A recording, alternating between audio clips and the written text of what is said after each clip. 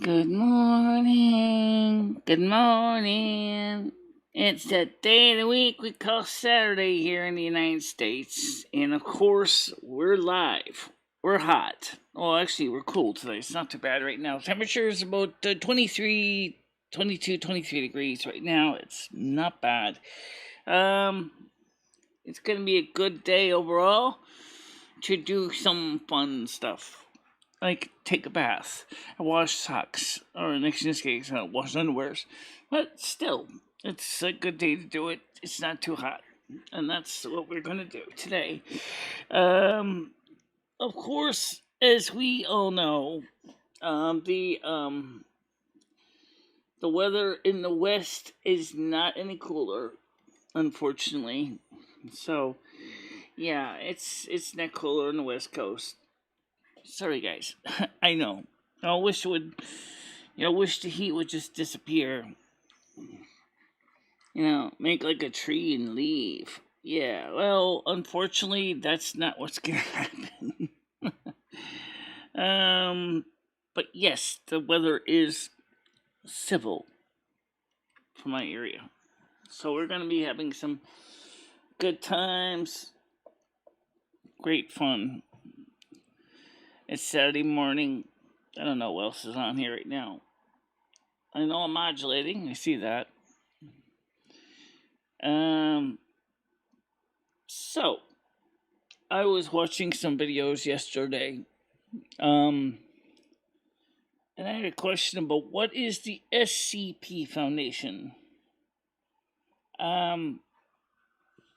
Because I see a lot of people talk about SCP aliens and things like that. But I don't know anything about the SCP Foundation. So I figured we would talk a little bit about this question. If they indeed do exist as a foundation, what do they exactly do? Are they like the Ghostbusters for ETs? I don't know. But it certainly is. Hello, how you doing, Monica? Glad to see you here. Panel is open, so let's go take a look at the panel. And of course, it's the weekend, so we don't have to worry about going to the soup kitchen today. So that's a plus. For those of you who wanted to know, the soup kitchen had chicken parmesan yesterday. And it was really good too, I should add. The soup kitchen sometimes comes up with winner chicken dinners, and sometimes they come up with real losers, but this was not one of the bad ones. This was one of the good ones. And so I was very happy to have that for lunch. I brought home 2 plates for me and 2 plates for Ed. I eat mine too. I'm sure he ate his too. And I think we got still some. Yeah, we have 3 pieces of oven pizza left over for lunch. It says, well, it would be much cheaper to go get lunch and stuff over there at Price Right in Torrington. I said, well, yeah, just going to Dollar General is cheaper. I mean, I bought 4 friggin' big family size boxes of cereal for $2 a piece for Cocoa Pebbles and Frosted Flakes, and 3 boxes of potato flakes. Come on, Torrington is not the only choice of where you can go get cheap food. Considering that Dollar General in Winsted is also similar to the Dollar General in Torrington. Whatever happened to the old, all for $1, or the other store there that called Dollar World or something? Well, the Family Dollar merged with another company, and immediately Family Dollar's stores became this other store. I forgot what to call it. It wasn't Dollar General. But the point was, the problem with that is when they did that is their product line changed extensively. And so what used to be a fun little place to go in the Family Dollar to get stuff, it's not so fun anymore because the store is chaotic and it's messy. So that's something to think about. So we go to Dollar General when we can because that's where the cereals are. That's on sale, and it's a big store. It's a big store. It's not as big as a Costco or Sam's Club, but it's big enough. Okay, I can get a lot there. I don't know about fresh meat, but they have other things, which is nice. You can get good food there at Dollar General. They have their own name brand medications and things too, like antihistamines and things like that for allergies. I bought some, but you know what? I haven't used much of them this summer. But you know, I might have to use one or two of those antihistamines now and then because sometimes my allergies kick in, and it's something to think about. So let's take a look at the comments here right now. No one else is talking. Where is everybody? Well, I would say a good portion of everybody is enjoying the cooler weather outside, at least on the East Coast. I don't know what the West Coast, but let's see what the East Coast says here. What is the weather in Winston, Connecticut? It's currently cloudy and 20 degrees in Winston, Connecticut. Okay. So looking at this forecast, it says that Sunday, which is tomorrow, will be high at 24 with 50% chance of precipitation. Monday, 40% chance of thunderstorms, a high of 22, low of 17. Tuesday, 40% chance of thunderstorms again, high of 23, low of 17. So it's not going to be like really big deal. We're going to need lots of air conditioners running. Unless you can't run your air conditioner. Because by the time Wednesday comes, the temperatures go back up again. Not into the 30s, but, you know, warm enough. Let me check one more thing. What is the humidity in Winston, Connecticut? The humidity in Winston, Connecticut is currently 77%. Right. Okay, so that. So the humidity is going to be there. Like a bad neighbor. Well, last night it rained like someone was pouring a pitcher of water over the building. I mean, it was just coming down in buckets off the roof. I mean, it was a lot of water. In fact, it's like we said yesterday, it's too bad that we can't export some of that water to the West Coast, Western United States, because they sure could have used it. That's for sure. I don't know how many inches of water we got, but we got plenty of water. You can say that. And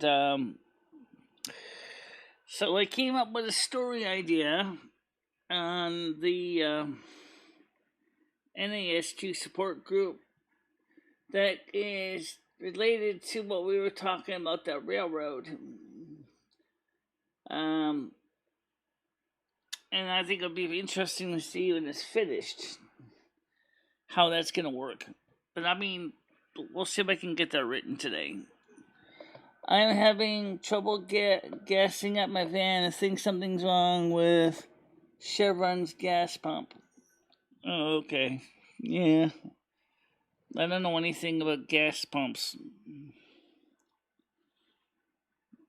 Yeah, I don't know. Maybe they ran out of gas. Who knows?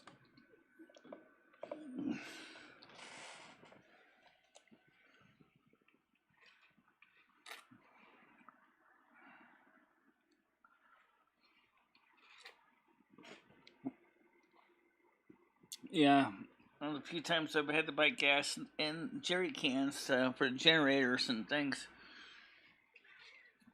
It's usually pretty simple. Oh, that's one thing I would like to get. Another one is a nice, decent generator. Doesn't necessarily have to be portable, but I'm wondering if it would make sense to go with one that runs either as a diesel or propane. I would say that way because gasoline does not have long shelf life. Gasoline is also highly explosive. So it's propane, but the difference is propane tanks. The fuel inside doesn't go bad, unlike gasoline, which will turn into all kinds of nasty stuff and gum up the carburetor and everything else.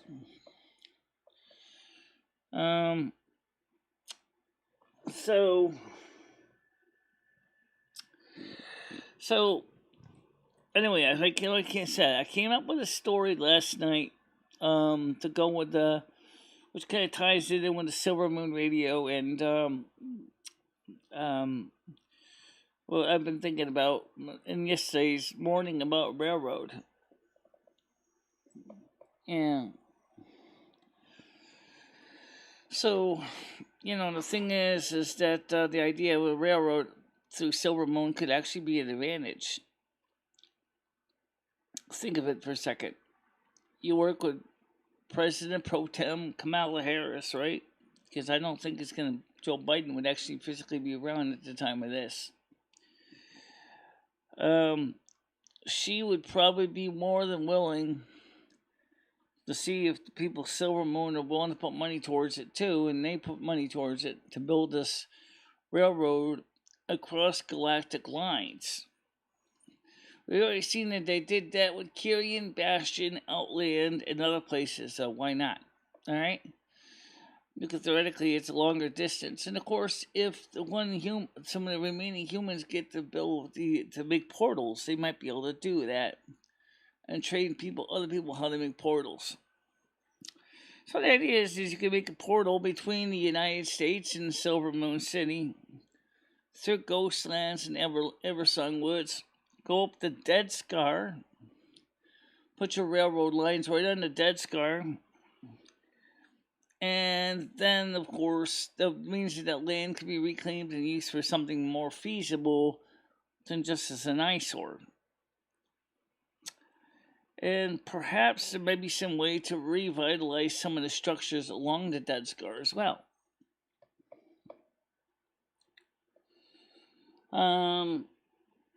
So that's an interesting idea right there for a story. I'm gonna write that, make the odd copy, put that together, and have it written as a news article that I could share on Silvermoon Radio AM 1610. I only spent 20 minutes on it.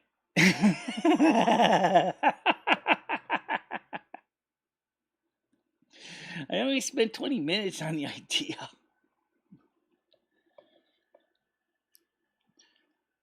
But it certainly does tie in with the Silvermoon Radio Project in another way. First of all, these people that came from Earth, a lot of them were Americans.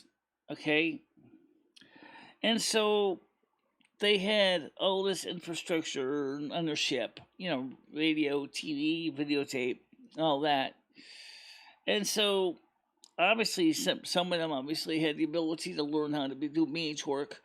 So, how hard it would be for some of them to learn how to do portals. And then have the regent of Silvermoon go back to the United States to talk to the then President Biden and say, hey, look, there's a deal. I am from a distant land. I would like to work with you in a trade deal. Something that we both can mutually benefit from. And so, yeah, if you look at Battle of the Snow Teen, Marcus World is kind of closer to what we're talking about here. If you look at Marcus World, look at Michelle Maria and Michela, to how the two women managed to turn a small little landmass into a very bustling, busy trade center. You will be surprised to see how that forms. It's kind of similar to this. You start out with a simple idea, you work your way up. You look at the, reality. How much would it cost? what would be involved? What steps do you need to do? Now, obviously, since we need teleporting technology of portals, that's where the mages come in, because the mages are going to be ones maintaining the portals. So, literally shutting the border between Silvermoon and the United States on the Amtrak or on the on the Northeast corridor is pretty simple. If the regent of Silvermoon or the president of the United States wants the line shut down, no problem. Mage cancels the portal, the line is closed. Traffic can still go on between the other parts, between where the two portals would be, but they just can't go through the portal. And so, I don't know. Where is everybody? It's a great question. I don't know. I see people are in it. I see people are actually watching. But I think that some of them are kind of going, yeah, it ain't worth going through watching TV today. Well, we did have a peak at one point here. It looks like we did go up to about 7. And then, for some reason, we dropped. Maybe more of the trolls that decided not to subscribe. Yeah, maybe. Okay. But, yeah, basically, so the idea is so as long as the portal is open, you can go through from, say, maybe through Penn Station for the passenger service. Actually, the portals would actually have to be outside of Penn Station, obviously. Maybe connected into an old spur line that wasn't being used anymore. The portal is open, the CBP patrols are on their side. But then we need double tracks. The reason is because it's going to be a freight line as well. So there's going to be freight and passenger traveling on that one line. So it's best to have 2 lines. And then, so in the case of Penn Station, you get on, you take the train to Silvermoon, okay, and when you get to the portal, okay, on the United States side, we'll flag the trains through, no problem. The main role of the CBP is to keep the unwanted illegal immigrants from showing up on the from Silvermoon side.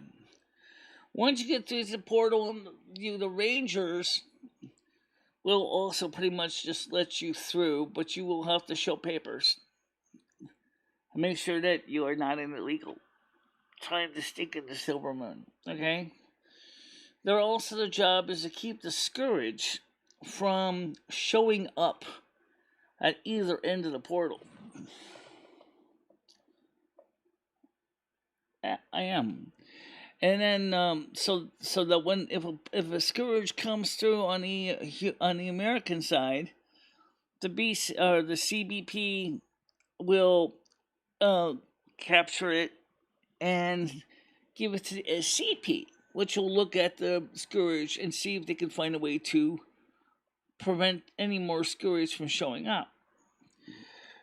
Any of the railroad drivers are allowed to plow down all the scourge they want. So if they're on the Silvermoon side and they see scourge on the tracks, they're not going to de-accelerate. They're just going to keep going straight through and crush their bones. Because, well, you can't stop a train that fast. And second of all, is they're dead anyway. Okay? So the scourge would just basically plow under the train. And then every so often a cleanup crew will come by, sweep all the ground up bones off the track, and then they get ready for the next, few weeks of train running. Protesters, however, are going to probably want them to build a glass tunnel because some of them want to preserve the dead scar for historical sakes. Some of the people probably may very well be angry with the thought that they're going to turn the dead scar into a railroad, because some people just want to keep this as a historical sake, as a monument. Honestly, I don't totally agree with the idea of keeping it as a monument. You've had it there as a monument for about at least over 2,000, 3,000, 4,000 years, and you never did anything with it. and it's a hazard to cross. If you ever go across the Dead Scar, you know damn well you better have your weapons ready because those scourge will take your lunch and eat it right in front of you. So that's the reason why to satisfy the originally they were going to basically just put the entire fence off the whole Dead Scar so that the scourge couldn't escape, and also but then they realized that there was too many roads going through it. So there was questions about if they should preserve a segment of the Dead Scar for historical sake. Well, now with the new idea of a railroad, they're going to go, well, screw that. We're not going to preserve the Dead Scar. This is land that we can use for our railroad. It goes right into Silvermoon, and then we can go straight onto the Sunwell. We don't even have to stop here in Silvermoon. We can build a small railroad trestle over the Great North Sea and go straight over to the going over to the Sunwell, and that would be great for more, traveling and for commerce.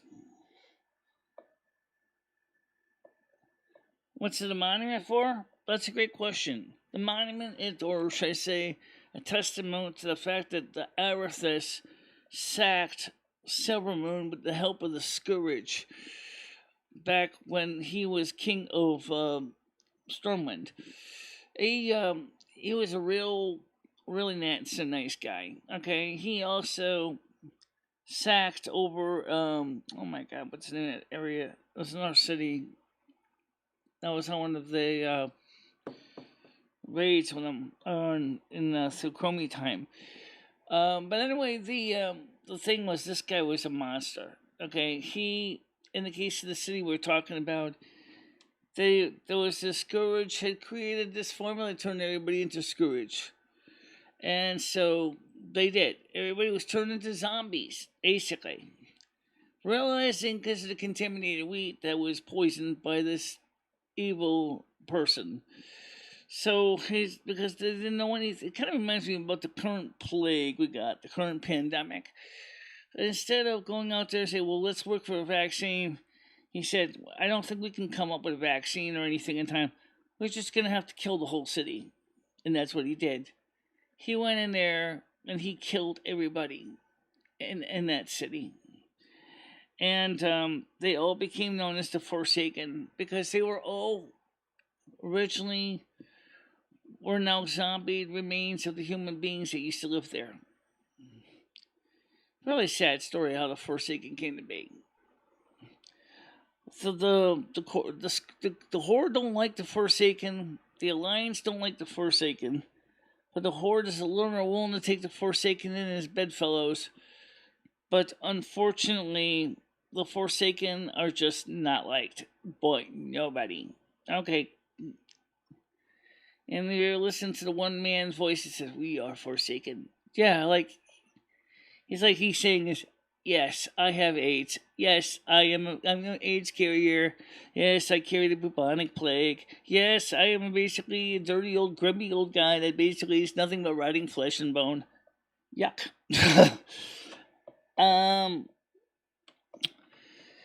So basically, there are people with Silvermoon that want to see the Scourge, the Dead Scar gone. They don't want it there anymore because they see it is cutting the Elversong Woods and the Cinderai homeland in half. Okay, they don't like the fact that it's a danger to cross it. They don't like the fact that you can't even grow anything on it. There are families that lost their homes along it. It's just nasty. Alright, so what a better way to use the land? You can't use it for anything else. Build railroad tracks on it. Put a double track line so you can have both passenger and freight. Freight would go to a different location than the passenger service. Maybe they would build a warehouse or a freight depot where they could just unload the products that you need, like electronics, refrigerators, records, turntables, mixing consoles, medications, furniture, And you can also load the same things up too, because there is a new booming industry in Silvermoon besides tourism. It would be a way to encourage trade with a new trade partner for the United States. So that's the whole idea of the story. It makes sense to me. It really does.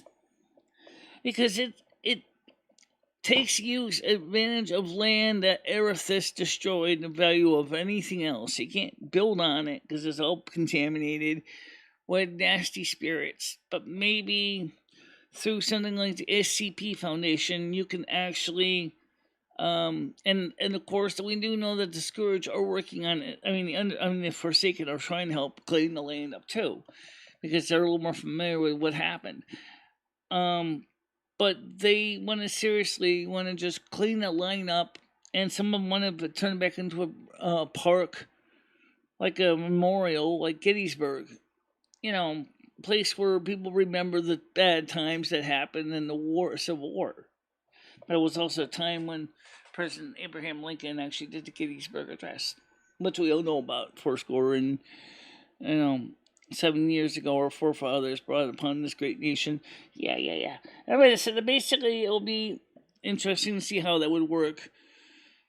One idea would be is why don't you do what you do with the Deep Rom Tram and basically make it like a subway tunnel, but with glass walls or transparent walls, something that you can look out and see the devastation. And seriously, I don't want to look at that crap.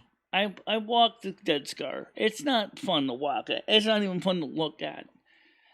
It's like, if you can seriously revitalize the land, do it. That's what I would say. Revitalize the land. And Blizzard, this applies to you because it's your game. I think it's time you revitalized Silvermoon a little bit. Come on.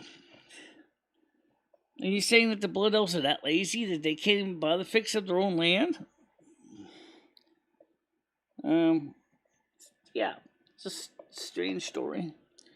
So anyway, what do you guys think? I think when I write the press release and the news article, I'll try to get that ready for tomorrow for Silvermoon Radio.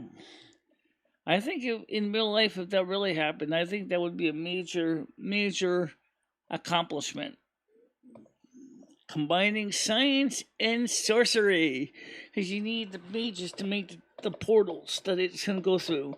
Because you can see the similar kind of portals between Azeroth and the Outland and Draenor. Also, it'd be more like that, or a little more extreme, maybe a little bit like the portal between Agrimar and Stormwind to Bastion. Or even the portal between Bastion and Carrion. Carrion. Yeah. Orbos and Bastion. I'm sorry, I get mixed up with all these different portal technologies. So, which is even more like a subway, because when you actually go from Orbos to Bastion, you ride on a creature that flies through ether space. You fly through a space time continuum. If you play Shadowlands, I play Shadowlands, so I know a little bit about it because I've taken the portal many times. But it's a bit of a challenge. So let's see if there's anybody who wants to join us on the panel this morning. Let's see. I don't see anybody right now, but hailing frequencies are open, mods. Yeah. Yeah.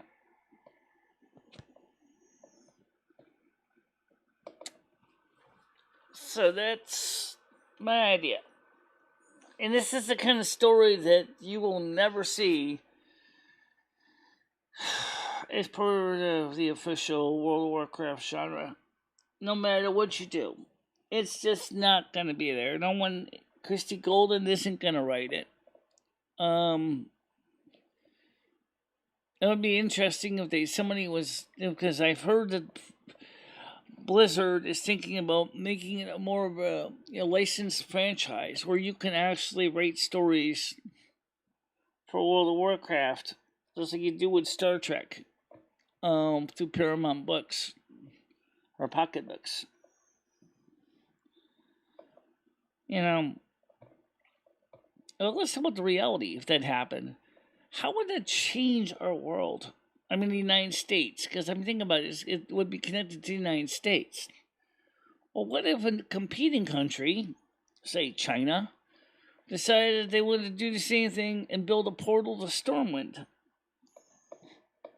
Stormwind is, or probably outside of Goldshire, Stormwind is the Alliance, and Silvermoon's part of the Horde.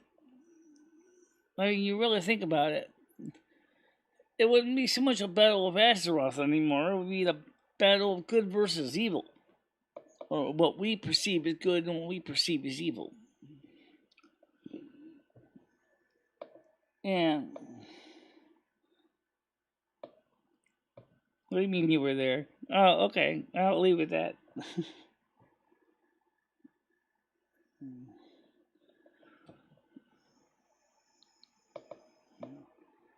But now I'm driving. I'll be there in 5 minutes. Okay.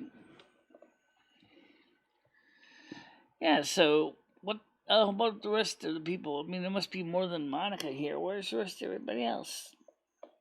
Did you send out the stream link to everybody? Yes. Oh. There are people watching it, but they're not talking. Maybe the new people that haven't subbed yet. Oh, okay. Right. Alright. So because we do have people watching this. Ugh. By the way, I took a look at the New Year's. They are definitely, the one set of ears is definitely got thicker latex than the other set of ears. So I think that one set is the New Year's and the other one's just, yeah, fan fiction happens though, yeah. Historical fiction too, think about it. You're dealing with, yeah, but the difference is the Middle Ages that already has technology. See, Silvermoon is really not as primitive as you think it is. It's because they do have running water, they do have fountains, they do have energy sources like electricity apparently, and I think gas. So they already have utilities. So they'd be more like meeting Rome, a Rome that has migrated beyond the early stages of Rome. So it'd be like meeting a Rome that would be closer to that of the 1900s. You know, you have your gas, you have your sewers, you have your toilets, you have your running water, you have your paved streets, you have but since Silvermoon basically depends on magic, it would be, you ever notice if you ever play World of Warcraft, seeing Silvermoon, the street sweepers are literally brooms. That's just all they are. They're just brooms. They sweep themselves. That's so imagine for them. And you go to if you go to Stormwind, they have the Deep Rom tram. Now the Deep Rom tram is a big deal. That goes between Stormwind and Ironforge. Okay, so the Deep Rom tram would be like a modern subway. That works just like a subway too. Same exact thing, but instead it only has 2 fixed points between 2 cities. So a portal, for example, is even more versatile because it can be anywhere, go to anywhere. For example, I can put a portal in midair, say over, right behind me. I can have a portal, step through it, and I can step right out of the monitor. So it was like a wormhole. Yeah. Okay, Monica, I'm gonna get you on now.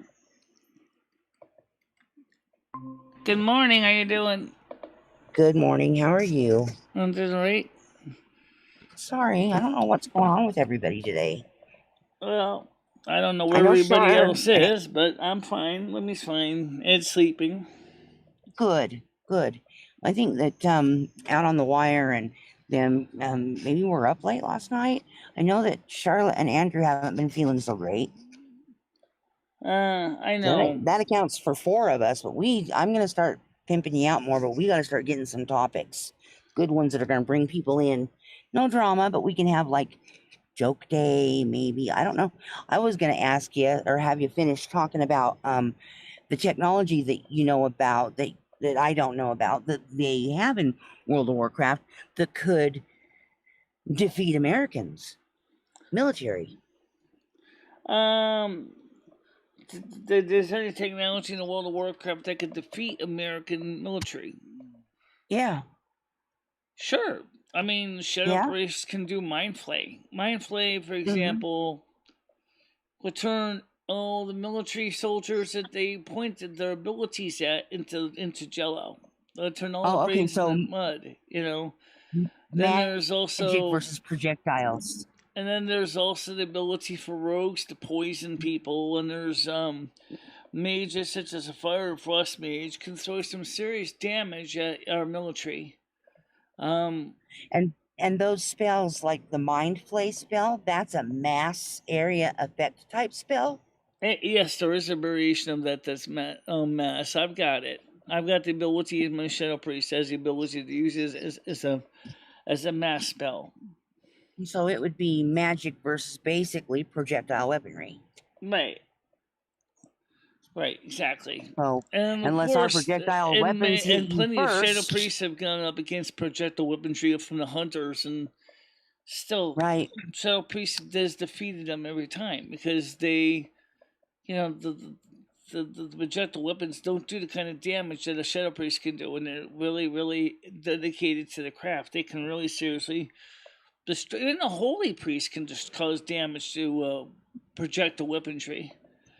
Unless Armor, the and projectile weaponry had stealth technology and snuck up on you and took you out before you could cast well, a spell. that's where the rogues come in. The rogues are also good with poisons.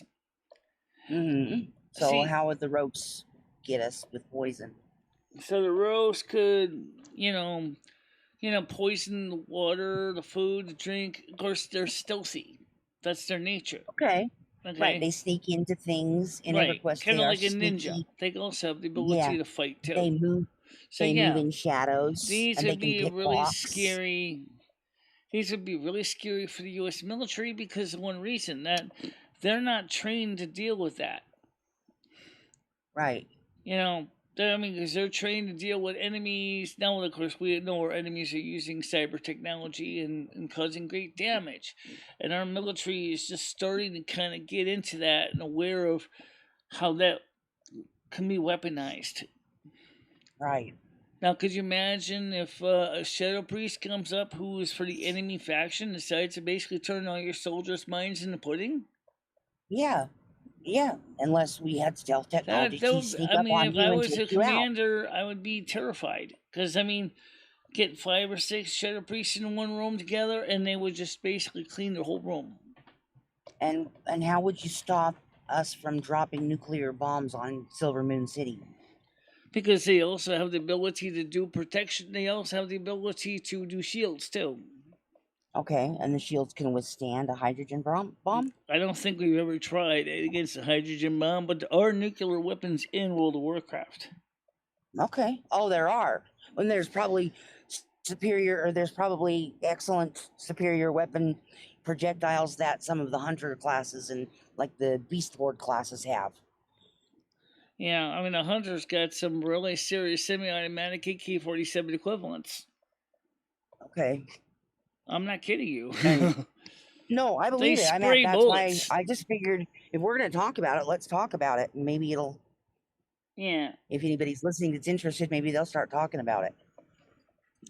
The only Yeah. thing I can think of that we have is our stealth technology and our manless drones that fly under stealth technology Yeah. that could possibly get off a good attack on you.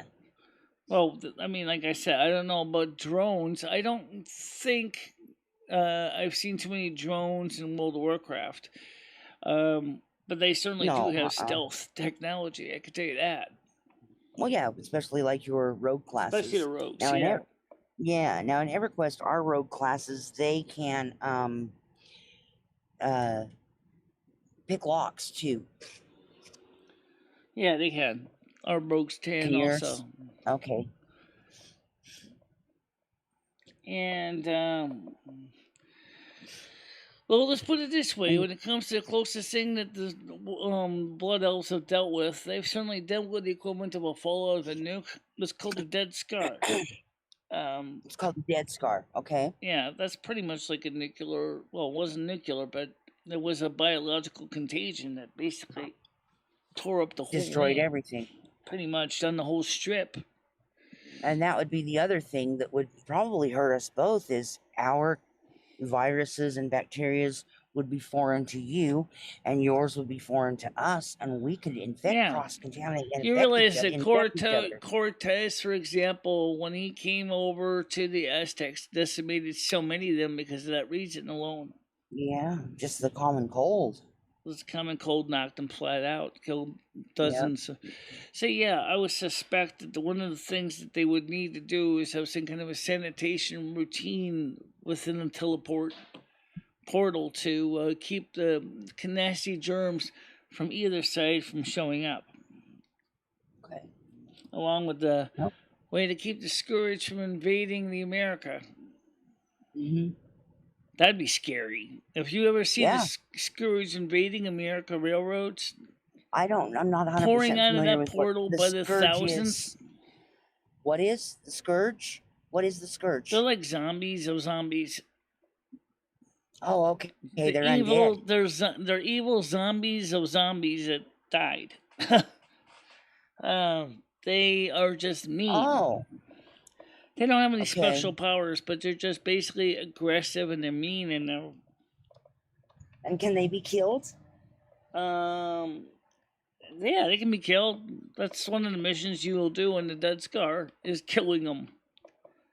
And I can tell you, they're not always easy to kill, especially when you start getting into the more advanced evil creatures, which are a lot more serious than the Scourge. Trust me. So obviously the point is, if the Dead Scar would have to be patrolled very carefully by both the CBP and by the Rangers to make sure that you don't want any nasties coming from either side. And you certainly don't want illegal, undocumented people showing up either. This is true. Yeah. I would prefer for it to be a peaceful thing.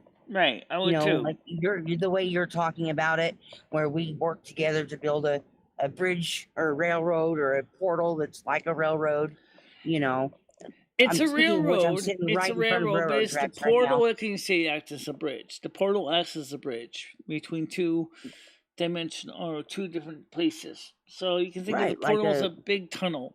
So basically, when you go through the portal, you go from one place to the other. So let's say, for example, outside of New York City proper, you get on this one spur line that if the portal wasn't open, it's just basically just ends as a dead end.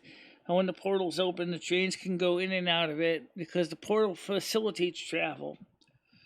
And and then same thing on the Silvermoon side in the Dead Scar, probably starting at Ghostlands. You would actually go through, and when the portal's open, you can walk. You can literally walk right through to the other, over to America. Okay. Or over to the U.S. Or you could take the train through. I would suspect because of common sense that there has to be able to be some big enough space so that people can get in there to do maintenance on the road too. Yep.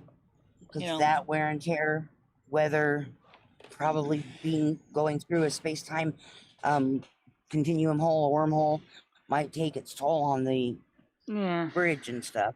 That makes sense. Yeah. I'm just amazed at all the thought at how it seems like you put a ton of thought into it and it's not that big.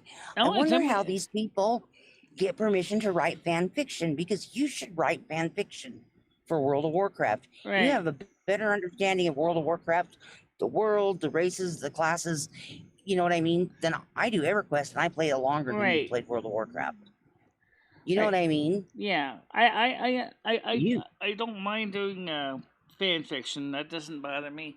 The only thing is that I would like to, eventually see the idea show up on a Blizzard executive's desk and go, I say, son, that's a great idea. I say that's a great idea.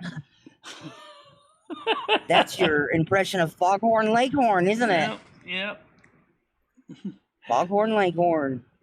Foghorn Leghorn. Yeah, I used to watch a lot of Looney Tunes as a kid. Not eating, Westy. Yep. Oh, big cat. Big bad cat. Okay, I can't see him. I'm still driving. Is there anybody in chat yet? I'm driving, so I can't see anything. I saw him in here. Dabocles came in? Yeah, he came in. Oh.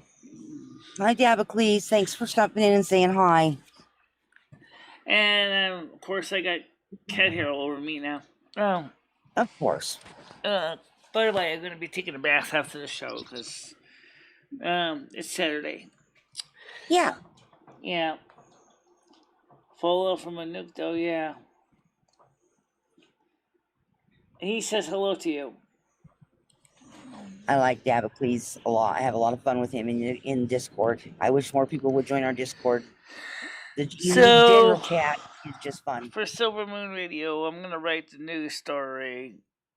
And obviously I'll read it on the air. And see how that goes. People may like it. People may hate it. I don't know. But Michelle, it's your passion.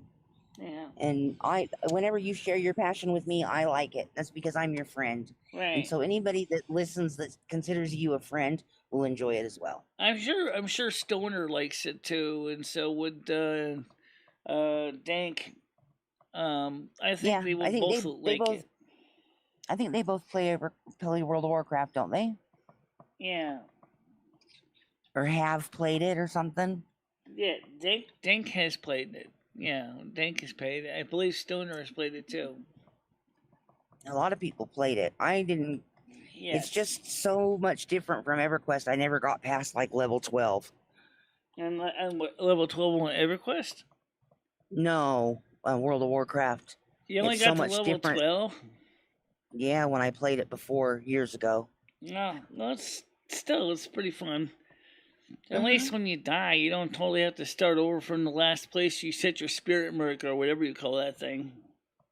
Yeah, when I played it, when I first got a computer back, I obviously wanted to play EverQuest because that's my thing, but it was $19.99 a month, and World of Warcraft was $14.99 back then. Right, it still is. And so, yeah, see, so I thought, well, a lot of people left EverQuest for World of Warcraft and stayed there. We never saw them again.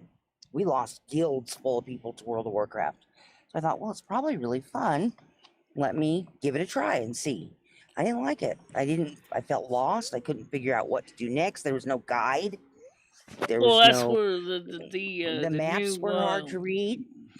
In EverQuest, it tells you in the game to go download special maps, and there's special maps that people create that have things highlighted that you need to do. And yeah, there are plugins for that in World of Warcraft. Like one of them is called Questy. For the Burning Crusade Classic, it's called Questy, and it makes it easier to keep track of all your quests. The retail has that built in. It's not perfect, but it's better than. So, what's the difference between retail and the Burning Crusade? Burning Crusade is using the format that was before things were changed to make it retail like it is now. For example, it does have talent trees. You have to pay for your training, from your trainer. So the quests usually tend to be harder, and you don't just magically get new skills every level. You have to actually pay for the ones you want to learn from your trainer. with With gold or real world silver. cash or money? Okay, so money you can earn in game. Yeah. Okay. So you And pay your trainer to learn skills like portals and things like that. is the monthly fee different? No, because once you pay $14.95, you get access to both. Oh, okay. And which one is more popular? Which one do people play the most of? I know you do both, I right? know there are people that like because you can play both for the same price, and it's both are included for the same price. You can actually play them both. The Burning Crusade is nice if you like it older school World of Warcraft, and the retail is nice if you like the newer school World of Warcraft. As you can later, which is now it's called Shadowlands, you can actually um play both of them at the same time. I hit $14.95 a month. I pay, and I play. If I play, I play both of them at the same time. Okay, and now my next question is, say if you're playing the TBC and I was playing retail, could we still play together? No, because they're different servers. That's my question. But if Okay. I'm playing TBC and you're playing TBC, we can play together. Or if you're playing Okay. retail and I'm playing retail, we can play together. But there's not because it's different servers. Right. Because it's they're different. They're different games. Inter- They're different games, basically. Right. But the problem I don't remember is because you would be starting out pretty much as a newbie. I don't know. Once you get done with the training area called Exile's Reach, I don't know if I can really help you much since I'm so high level. Of course, Valenia and Brylan play on Argent Dawn and Windrest Accord.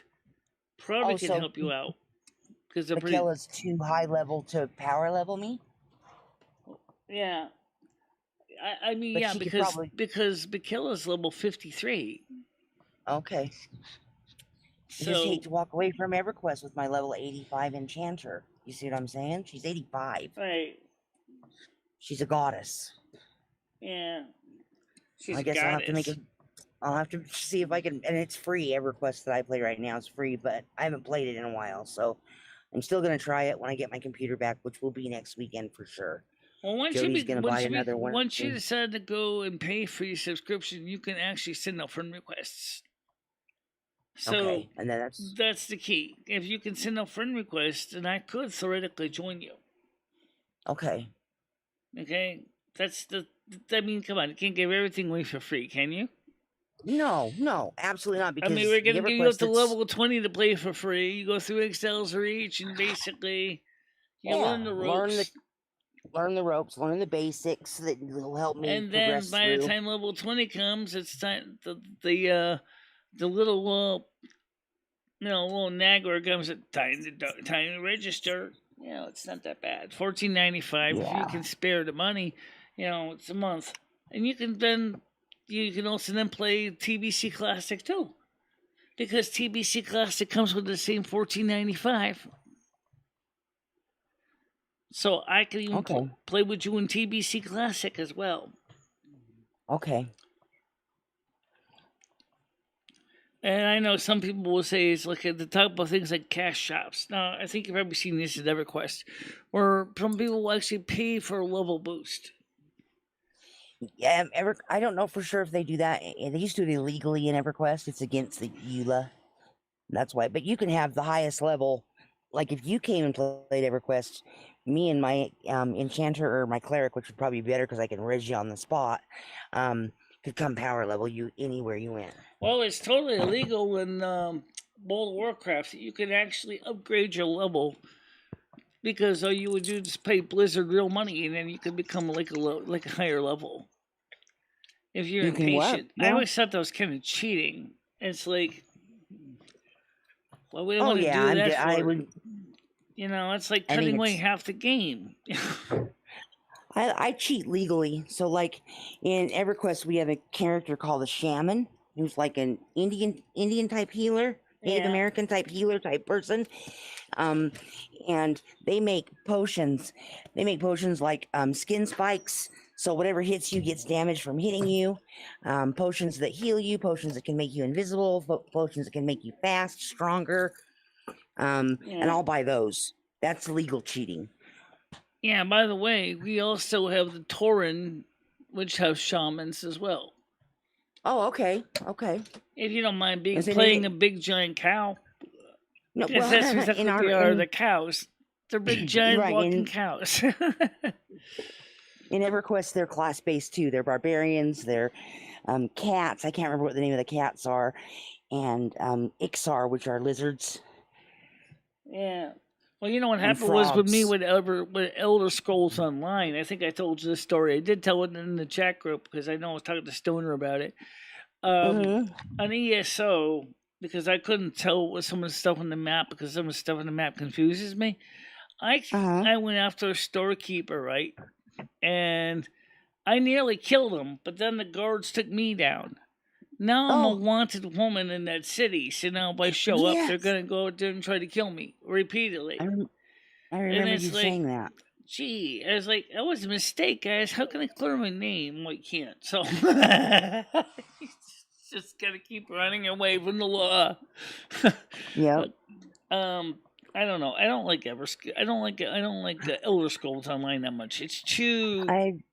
It's nice looking, but you know. I liked it. I liked Elder Scrolls Oblivion when it was on the Xbox. Yeah. My husband played it, and he used to play video games. When the kids were little, they'd just sit and watch him. I think that's why they grew up to be gamers. And I ended up watching too, and I liked that one. I thought I would like it if I was to pick up a paddle. But my problem with console games is I lack the hand-eye coordination. Right, exactly. I'm like, wait, I mean on the desktop. I mean, I gotta work with the arrow keys and the mouse key at the same time, or make it the trackball to see and walk, and then try to figure out how to hit and jump and kill. And I was like, what? That's a little bit much. You know. Yeah, it can be. You and can then the additional things. keys for like opening this and closing that, and figuring out where. Yeah. See, the World of Warcraft. At least I have my hotkeys in the top. 1 through. Right. 1 through equal, so I can set up the macros I want to use. Yep. And you can even create text-based macros. So you can make whole scripts if you want to. So do some pretty neat stuff.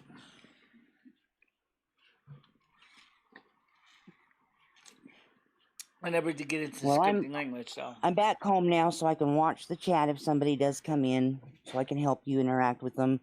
So it's easier for you because of your sight issues. I don't think a lot of people realize that. Yeah. That you don't always see it as well. So that's one of the reasons why I like to have both. But when my daughter Jody is not staying with her boyfriend, I give her a ride to work in the morning, so it's a little hard the first half hour, 45 minutes. These two, they're getting pretty serious. He's a good guy. I really see good things. He may be her future husband. See that. Yeah, things are working out between those two. Yeah, they have so much in common. Their values are the same. The things they want out of life. Their work ethic. Well, it seems like me and you as friends got some things in common too. Exactly. We do. I can't believe it. We do. Star Trek, Doctor Who, MMORPGs. Yeah. Weather. We both prefer rain and cold weather to hot, sunny, muggy weather. Well, I really don't personally like rain that much. I prefer snow, but yeah, rain's okay. I know. You're the snow queen. I would be the rain queen if I could do it, and I'd rain every day because I love the rain. We both have back issues, leg issues. Yep.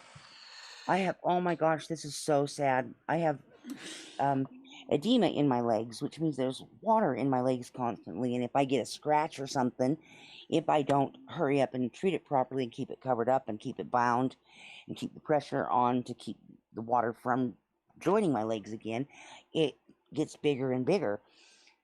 And I put the wrong. Thank goodness. Yeah, and I have to put a special gauze on. But I got psoriasis though, so. Okay, so you kind of understand. It's a difficult thing to deal with. Yeah. And I just barely learned how. That's one of the doctors I was seeing earlier this year. But I put a gauze on it that was not non-stick to wound, and I reopened it. Yeah, so I had to start over again. That's fun. Yeah. Anyway, So I don't.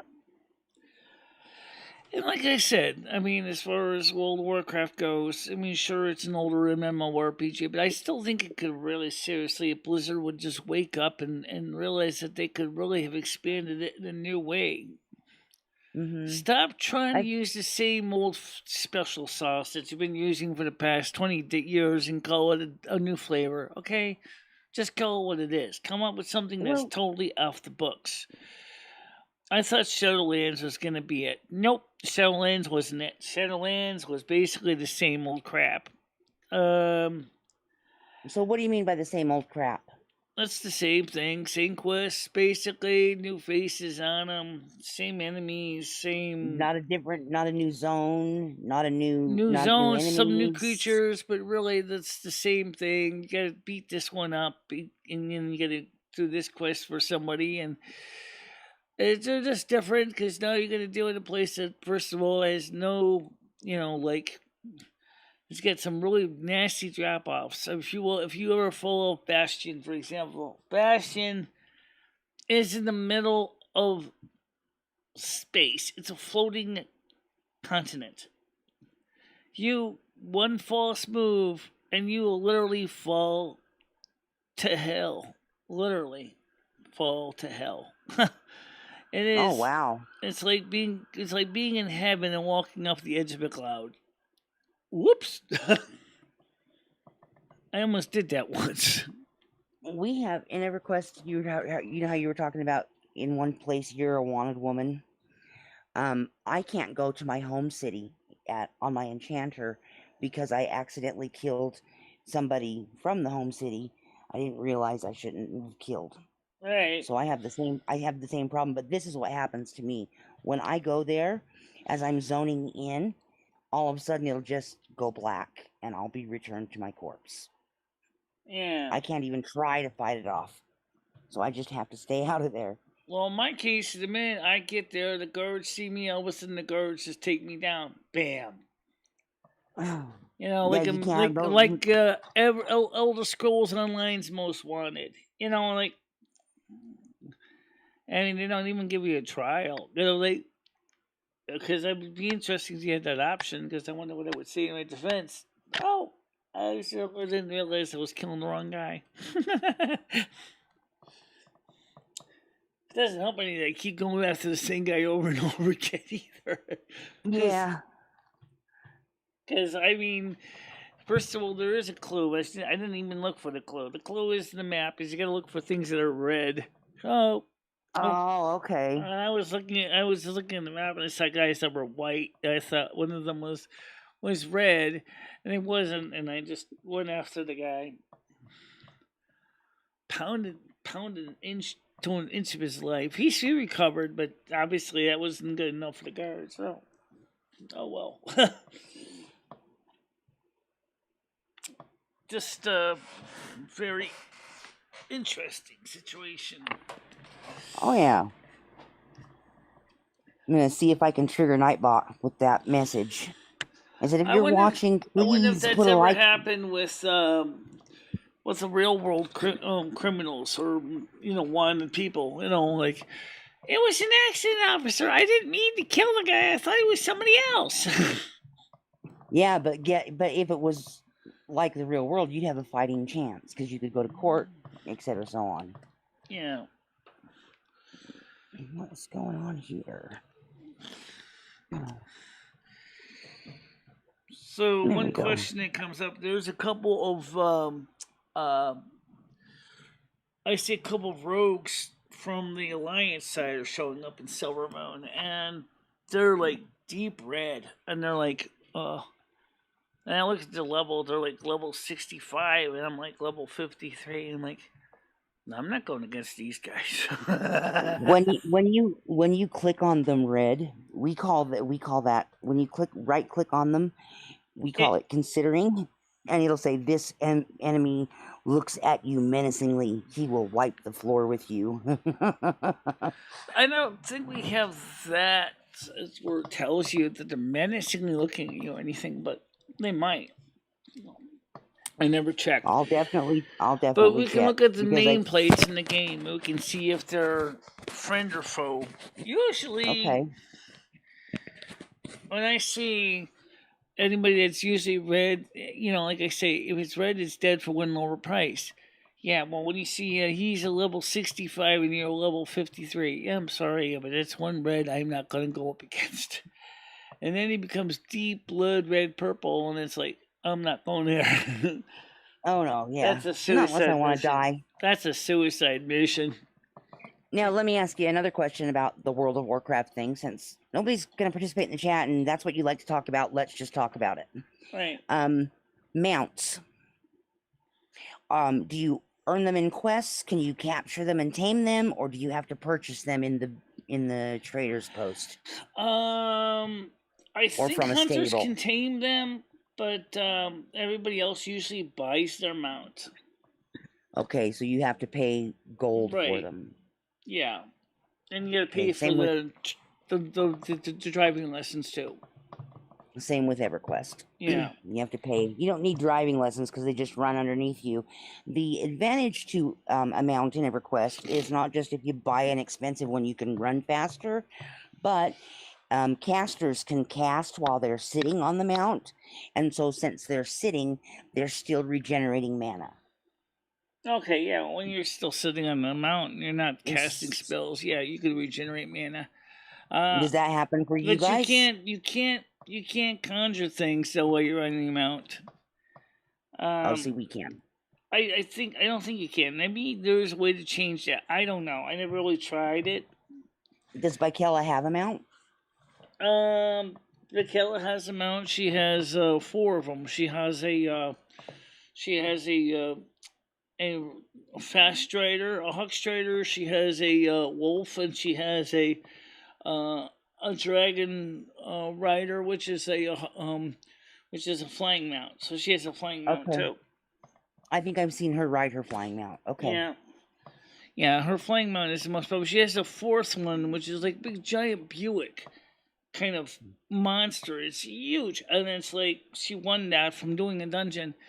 And the thing is so huge. It's like you could put like 3 or 4 seats on it, give people passengers rides on it. It's how big it is. Oh wow. We have a dinosaur looking one, and we have one that's I did see that they do have dinosaur mounts too in some of the areas. Yeah. Yep. Horses are the best looking. Shadow Knights, as part of an alternate advancement skill, they can earn a ultimate horse, which has a flaming hoofs and tails and is extra super crazy fast. And You it's know, black I've and it's seen something gorgeous. similar like that in Stormwind. Oh, did you? Yeah, there are horses that have flaming hooves. Yeah. Mounts are a big variety there in World of Warcraft, so that's cool to know. I didn't know that. See, that's the thing, is I didn't know somebody that was playing. When I started playing EverQuest, I knew somebody that was playing. I had watched them play and bought it and joined them, and I learned from them. In World of Warcraft, I didn't have anybody. Well, that's where the new Exiles Reach starting zone might be a help for you. Exactly, and that's new with the available for the TBC, now, I mean, right? have you figured out what you're going to play? If you're going to play Alliance or Horde? I'm just curious. Because I have Alliance and Horde characters. What's the difference? Well, in EverQuest, you choose your faith, your deity, which god you're gonna follow. Well, they don't have gods, but think of it more like if it's, I guess the closest thing that we Americans would understand is like if you're a Republican versus a Democrat. Okay. The Horde are more individually self-regulated, so is every member of the Horde maintains their own government themselves. They don't have a central government telling them what to do. Whereas the Alliance, they have a central leader that does everything for them. They tell them, like, for example, how to run their empires and everything, and they set down the regulations for all the Alliance territories. How does that affect your gameplay? That's what I would like to know. Out on the wires here. I do not on the water. I don't know if it really affects your gameplay as much, but most of the servers I play, everybody likes playing Horde. Um, it seems like Horde is more popular if you're willing to realize that the only races you're going to get are primarily non-human type races. The Blood Elves are the closest thing to human race you can have in the Horde, other than maybe the Forsaken. I don't really like the Forsaken too much. I do have a beautiful orc though. I have a very beautiful orc mage. She's really pretty. Um, for an orc, after all, she's a female Shrek basically. Like, almost like Yeah, Fiona, Princess Fiona. your orcs are much better looking than ours. Yeah. Yeah, they absolutely You're are. you're They're definitely just as you're strong and burly and powerful, and if you're really into cattle, you can play a Tauren, which is basically a cow or a bull, which is fun. If you like to see a bull on 2 feet, they certainly are good for tanking because they can take a lot of abuse. The the blood elves are known more for being mages and uh, magic workers, but the and paladins are. you don't have high elves as options. We have high Right, elves, blood you do elves. have the high elves. I guess you can call you can either call them high. They originally the blood elves used to be known as the highborn, so I guess you could say that they are the high elves. the But you The only have one original elf night class. elves, which are part of the alliance side, are kind of snooty themselves, but they're not magic Mm. workers. They're more into nature and being like druid. They do druid skills. Unfortunately, you cannot be a druid blood elf, which kind of sucks because some people have actually asked that. Why can't we be druids? Well, that's a great question. Why can't a blood elf be a druid? That would be kind of interesting because it'd be like a throwback to the original history of where Well, they. back to EverQuest, they have druids that are wood elves, just like in Lord of the Rings, the wood Uh, elves. yeah. Well, like I said, if a request would get off their duff and actually create a client for the modern Mac, I would like to try it. I know it's horrible. I don't think they will because World of Warcraft is starting to feel what EverQuest felt 4 or 5 years ago. People are leaving. They want something different to do. There's a lot of other People are leaving World of Warcraft too because a lot of Yeah, them are going to Final Fantasy 14. I haven't Um, checked that one out yet. no, I That's haven't the new checked it out biggest. either. Is that the new biggest, most popular MMORPG on the market? I don't know. It's the newest one. This Final Fantasy 14 seems to be popular. For a Okay. while, it was ESO. ESO is kind of okay. You Um, know what you can play? I don't know if you could play it on your phones, but you could do it on a tablet if you have one of those. Is RuneScape old school? It is old school right. MMORPG. I have heard of that. You have to fish for shrimp. You have to chop down trees. You have to make a fire. You have to cook the shrimp. You need a net to fish. You have to go collect eggs and flour, and there's all kinds of things you got to do, and it's just very pared down, very basic graphics, but it's old school. It's kind of fun Right. just because of that. Right.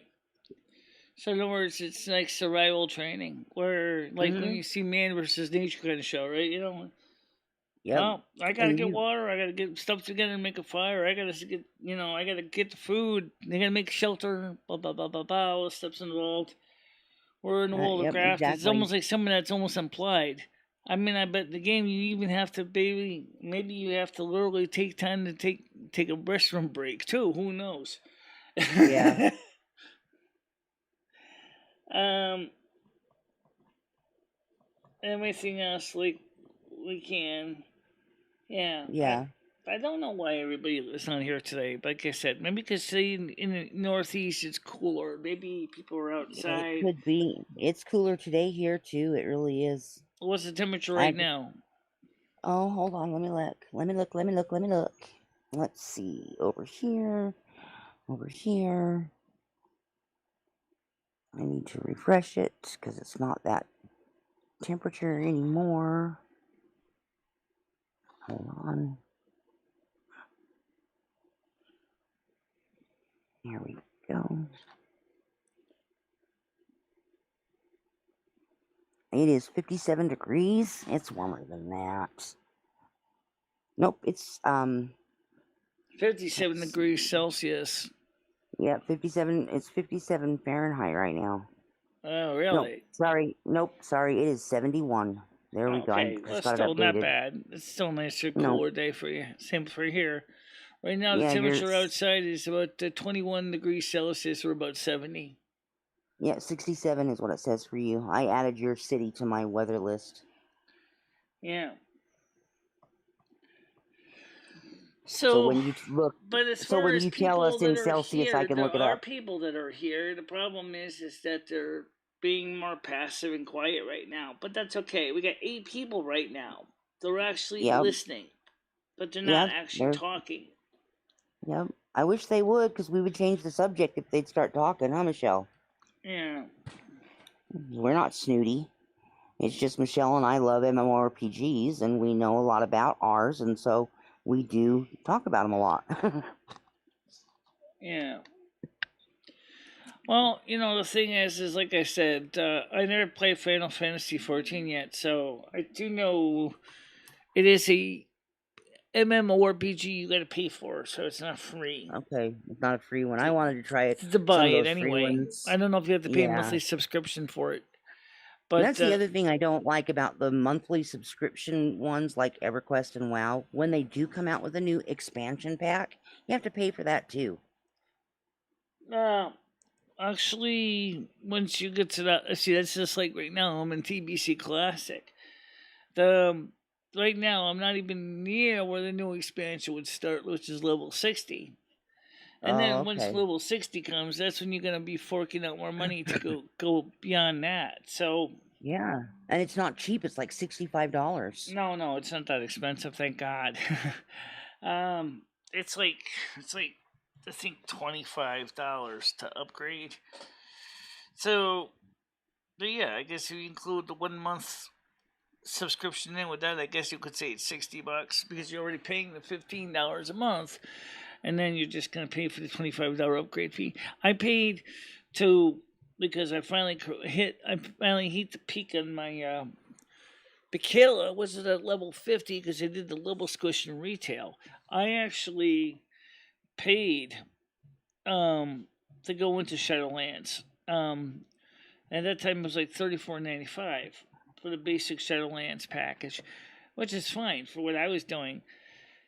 But then again, I'm like, the sad truth is when I hit level 50 is like I was playing Warlords of Draenor through Comey Time, and I was actually really kind of enjoying it. And then of course, once I hit level 50, you leave Chromie Time and you return to the retail, which is Battle for Azeroth, and then you're stuck there.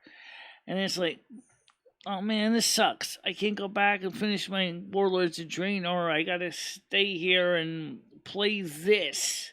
Doesn't mean I can't go back to my garrison or anything, because I can, but it's different. It's and that's one of the things that a couple people on YouTube have pointed out that they really think sucks with some of these MMORPGs is for the new players. You're just starting out, you're struggling, you're learning how to play. So every day is a challenge. And then of course the middle players, they're like, okay, they've pretty much reached a level of the game that they're comfortable with it, they know what they're doing. And then Yeah. by the time you get to be a seasoned veteran, you've already got all your weapons, you already got all your gold, your silver, and everything. Then what does the companies do? They go out there and they come up with a new expansion. That means for the new players, they're not affected. The middle grade players, like, oh goody, I can get new material now. So they're gonna jump on it. The Yeah. grizzled veterans are like, oh man, not again. Now I gotta go ahead and fork more money out and basically continue the treadmill all over again. Um, it's like you guys. It's like they're not even considering like the reality is. It's like It's a money grab. It's a money grab. That's what it is, and it's so frustrating because it's like Yeah. for the casual players like me, because I'm not hardcore. I'm not one of those people who tries to beat the game in a single day. Our guys and gals out there will do that. They will Yeah. play speed marathon runs to Hmm. beat the game in a day or a week. I feel like, My what's the my fun? daughters do that. My daughters do that. Yeah. Yeah. I mean, for some people, it's like that. But for me, it's like, Yeah. I'd like to go there, put around, smell the roses or whatever plants are in the game, look Hmm. around the Explore. scenery. I'm not Yep. in a rush. I mean, what's the point? I mean, I mean, what happens once you hit the end game? Then you're gonna be stuck waiting for the next version. Yep. You Version know, 2 or whatever. Yeah. I when I was first playing video games, it was on the old Nintendo NES. And one of the games I loved was The Legend of Zelda. And I discovered cutting down trees one day because I was just bored that, oh my gosh, I got a heart. Oh, there was some gold. Oh, there was some other thing I needed. So I learned from that I like to go around and do that stuff. In every game I play, I start looking for the things I can interact with that they don't tell you you can interact with. just like with me when I was exploring Undercity, I didn't know how to get out of Undercity at all. I was totally grossed out by Undercity because you're walking in What was sewage. You're walking in uh green sewage. Ugh. ew, cough. Thank goodness you don't smell it. If I mean, yeah, the guy I don't have smell-o-vision. Yeah, there are people who Mhm. actually do make smell thingies, but I don't have that. Thank God. I don't think I want to smell a cesspit. So basically, I saw one video about how the guy said you can get out of the sea by crawling out of the sewers up into the surface. And that's exactly what I did get out. But then after I get that, I said, never again am I going to go in through Undercity to come out to the Trestle Glades. No friggin' way. The first thing I did after that was I found out where the nearest, um, um, I guess you can call mass transportation is, Uh-huh. from Mount to, like they have these flying services that will take you place to place, like we say, like the flight commercial. So basically, I Yeah. get these dragon striders, to fly.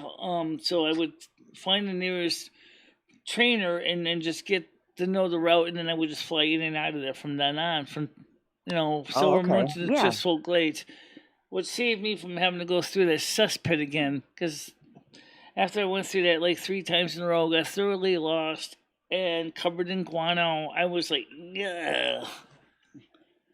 And you Look, build it's this into a Gianni. city? Like, this is disgusting. Mhm. But that's the way the undead are, right? Apparently, one of the things they lost when they turned into undead was their nostrils. Oh, Uh, I'm sure they did. And they didn't really have a need for maintaining the plumbing. right. Gianni's here. Seems like Gianni comes Yeah, how about you this doing, time Gianni? every How's it day. going? We haven't had anybody come in today, Gianni, so in and out a few people. So Michelle and I've just been talking about World of Warcraft and EverQuest and other games we've played. And we also talked a Um, little bit more detail about the railroad story I told you about yesterday. yep, yep. She's gonna write a news article for it and play it on her Silvermoon radio show Sunday, or read How it you on doing, her. Krill? Krill's here, too. Oh, yep. There's Krell. Good. Hi, Krell. How you doing?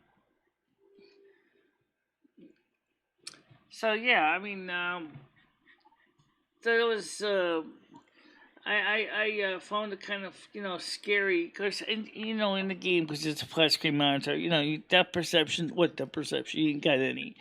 Well, unfortunately, in real life, I'm scared of heights. And in the game, I'm even more terrified of heights because you don't even know exactly how far down you're gonna fall. Or if Um, that fall will kill you, right? yeah. I mean, if I fortunately enough, I have anti gravity, so I can fire that up. So at least then, if I think I'm gonna fall a great distance, I'll just turn on the anti gravity, as I call it, and then I can fall and not die. Well, I wish I had that in real life, but only I don't. um, but anyway, so the point is that So when we started out with World of Warcraft, and I was going on these stairs, I call them scares. I Mm-hmm. guess scares is as good as any. They have no guardrails, and so Okay. and I'm scared. I'm scared of stairs with no guardrails. Okay, so because I'm afraid, even more so now with mini injury, that you're gonna fall. And but back then it was like, wait a minute, there's no guardrail, so I'm walking like on little tippy toes down these stairs, and these other guys are going up the stairs like on their horses, and they're like, yeah, no big deal. Then they plow me over. It's like, the funny thing is that you actually don't. It's like it's almost like the ghost. You pass right through you. So I guess in a way, but it's still like I got mad one time on my show. I said, "Watch you driving, asshole," Mm.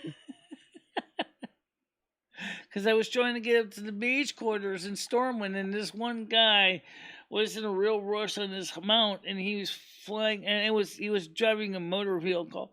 That's something that's kind of weird with World of Warcraft, is you got guys driving Range Rovers.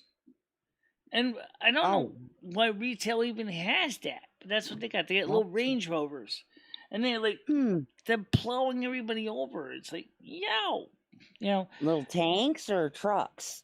trucks are like Okay. more like Range Rover Krell, Jeeps, and they're like, there's a question for you in chat, Michelle. and motorcycles too. They have motorcycle with sidecars also. Oh my gosh. Yeah, it's Well, I guess loud it when they. really isn't. I guess it really isn't medieval. There is a question for you in chat. What's that?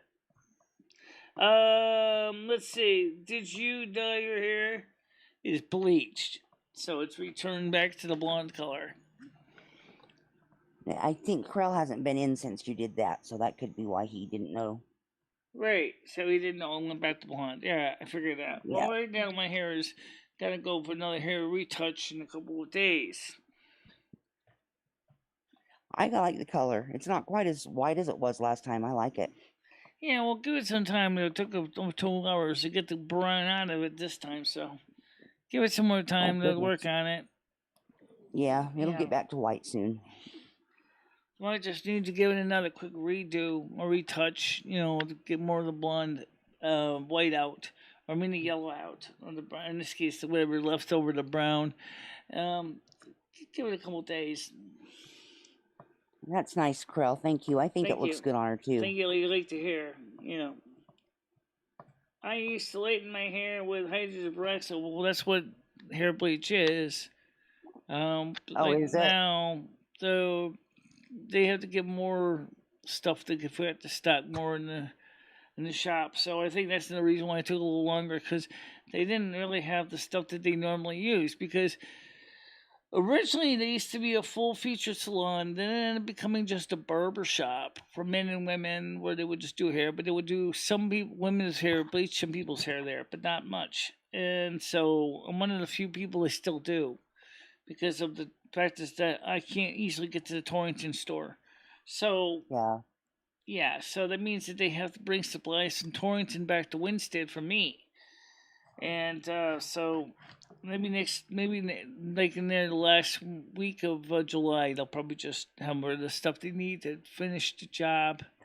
Oh, okay. That makes sense. Yeah. I know that Katie, Miss Effing Wonderful on YouTube here, she lightens her hair, and she uses that old school stuff called Sun-In. Remember that spray you spray in your hair, and then blow dries her hair, and it really works. Yeah. But she's already blonde. She just gets blonder. Yeah. Well, they told me, they said if I went out in the sun more, that would probably help too. But the thing is, Yeah, it does sun bleach your hair. When we were growing up, yeah, our hair and was so do swimming pools. The other thing yeah. is, I don't have a swimming Can pool, can kind of and turn to give it a green cast. We spent so much time in a swimming pool one summer that our hair was blonde when we were younger, and it kind of had a green tint to it. yeah, yeah, green tint to it, yeah, especially pools that have any copper in the pipes. Yeah. We'll do that. Yeah, most pools don't have plastic pipes, but unless it's an older pool, This was the 80s, so it was an older yeah, pool. plastic was just sort of becoming a thing. Yep. Yeah, well, so like I said, it's just something I would like to do. Again, is go back swimming. Oh yeah, You know and you know what? what? It's good That one house I exercise. It showed actually. you, there would have been enough room there for an above ground pool. Oh, there would have been, yes. Yep. I mean, There's definitely it enough. would be nice to have around the setting, right? Nice above ground Mm, pool, yep. and then a couple houses. I mean, little shanty huts around it, so that you can have your, maybe kind of make it kind of look like an in ground, it's really above ground pool, where you could basically have a deck all around the pool, Yeah. a nice Yep. outdoor barbecue, Yeah, you could build a deck all around it. bedroom right off A the big, pool. So when you get up in yeah, the a big morning, you can just patio jump in the type deck. pool. Yeah. Oh, Yeah, it would be gorgeous. yeah. Don't forget a hot tub. I could, I'll show you a secret. The one thing that I worked on, actually, I won't show right now because I did show once before. I never really did much more with it because the software is kind of limiting right now. Is Okay. is I did a better job on this house in SimCity 3 than I did in Home Design 3D. The Home Design 3D looks more realistic than SimCity 3000. I'm sorry, Mm-hmm. The Sims 3. Is the house has an in-ground swimming pool, which the original house did too, but then ended up just being a hot tub because I couldn't figure out the best way to lay the pool into the ground. For some reason, the world in this Home Design 3D is all flat. It's like everything's a piece of land is flat. I don't know. It's Oh, kind of stupid. I mean, to the because pool, it doesn't you come put the that way. pool in the It doesn't all come that way. you put the pool in the ground, and next thing you know, you get a 1 foot wall around you instead of being flush with the deck, which I thought was kind of stupid. So what I would do, probably because it's cheaper, is just to get an above ground pool, and I don't know how much it costs in Florida to fill it with water. I don't know how much Oh, they charge yeah. per gallon from the city water supply, but or maybe you can get a pool water filler. I mean, there are people that come up with tanker trucks that full pools with tanker trucks. The only thing I don't like about having above ground pool is they usually use a liner, and the problem with the liner is, from experience from living with a guy with an apartment with a pool. That was an above ground Mm-hmm. pool. The landlord was constantly patching the pool liner because it would just get ripped. And I'm like, yeah, I kind of don't really want a liner on a pool, but I don't really want to go for an in ground either because that's going to cost more money. And well, of course, maybe you can still build kind of an above ground pool without a liner, but I don't know. That's going to be kind of tricky. But the whole idea is if you had a pool, like I mentioned, like an above ground pool, you could build a deck around the pool, okay? Right. We've said that. And then that would be kind of cool because then you could have on the deck. You can have your nice little huts that I talked about. You can even have like an outdoor kitchen hut too. You can have like a gas grill, gas stove, gas refrigerator, gas lighting. And of course, you Mm-hmm. still would have your area where your pool circulator, chlorinator, filters are too, because you're gonna need them anyway. You know, so that would be kind of cool because then you could still get your fresh water for the pool. Yeah. You know, So what's tea going to be today, Gianni? Gianni put OT today. which Combi's coffee do you normally get? Oh, I don't know why that got hidden, but it shouldn't be hidden. Usually I just get the farmhouse blend actually. Sometimes I'll buy the bold coffee. You had a hidden comment? I didn't see it. Oh, that's weird. Oh, that's really weird. Yeah, and it wasn't even that sneaky. It wasn't even that There's controversial. nothing. There's nothing wrong in that sentence, except maybe the name of the store kind of could be partially construed as a sexual reference, but not How really. can that be construed as a sexual thing? I mean, The first three letters. spelled. Okay. That's the only thing I can think of that might have flagged it. That's stupid. Well, Sorry about that, Gianni. so we'll just have to keep your eyes open for that. Yep. So yeah, as far as coffee goes, usually when I do buy coffee, which is not much, I buy the farmhouse blend or I'll buy the bold. I don't really buy a lot of coffee because my stomach really has a hard time handling it. Now, is Cumbies in your state too? I know you guys are by each other. Yeah. Is Cumbies also in? Isn't Johnny the one that's in Massachusetts? Yes. Okay. It's a regional chain. Okay. Okay. They actually started out in Rhode Island, so. Okay. See, that's the cool thing about all those New England states. You guys are all smaller, not trying to be rude, and you're closer together. So traveling to another state is a lot closer for you. Theoretically, you can go to, I can go from Connecticut to Vermont or New Hampshire border in maybe about 3 hours. Yeah. See, I can do that with where I'm located in Utah, but if I wanted to go to Nevada, it's a day. Yeah. 12, 14 hours. That would be like us going to New Jersey. Yeah. Oh, so like Cumberland Farms is the name? Cumberland Farms is the name, and you guys call it Cumbies? Yeah, it's just a shorthand way of saying it. Right. Yeah.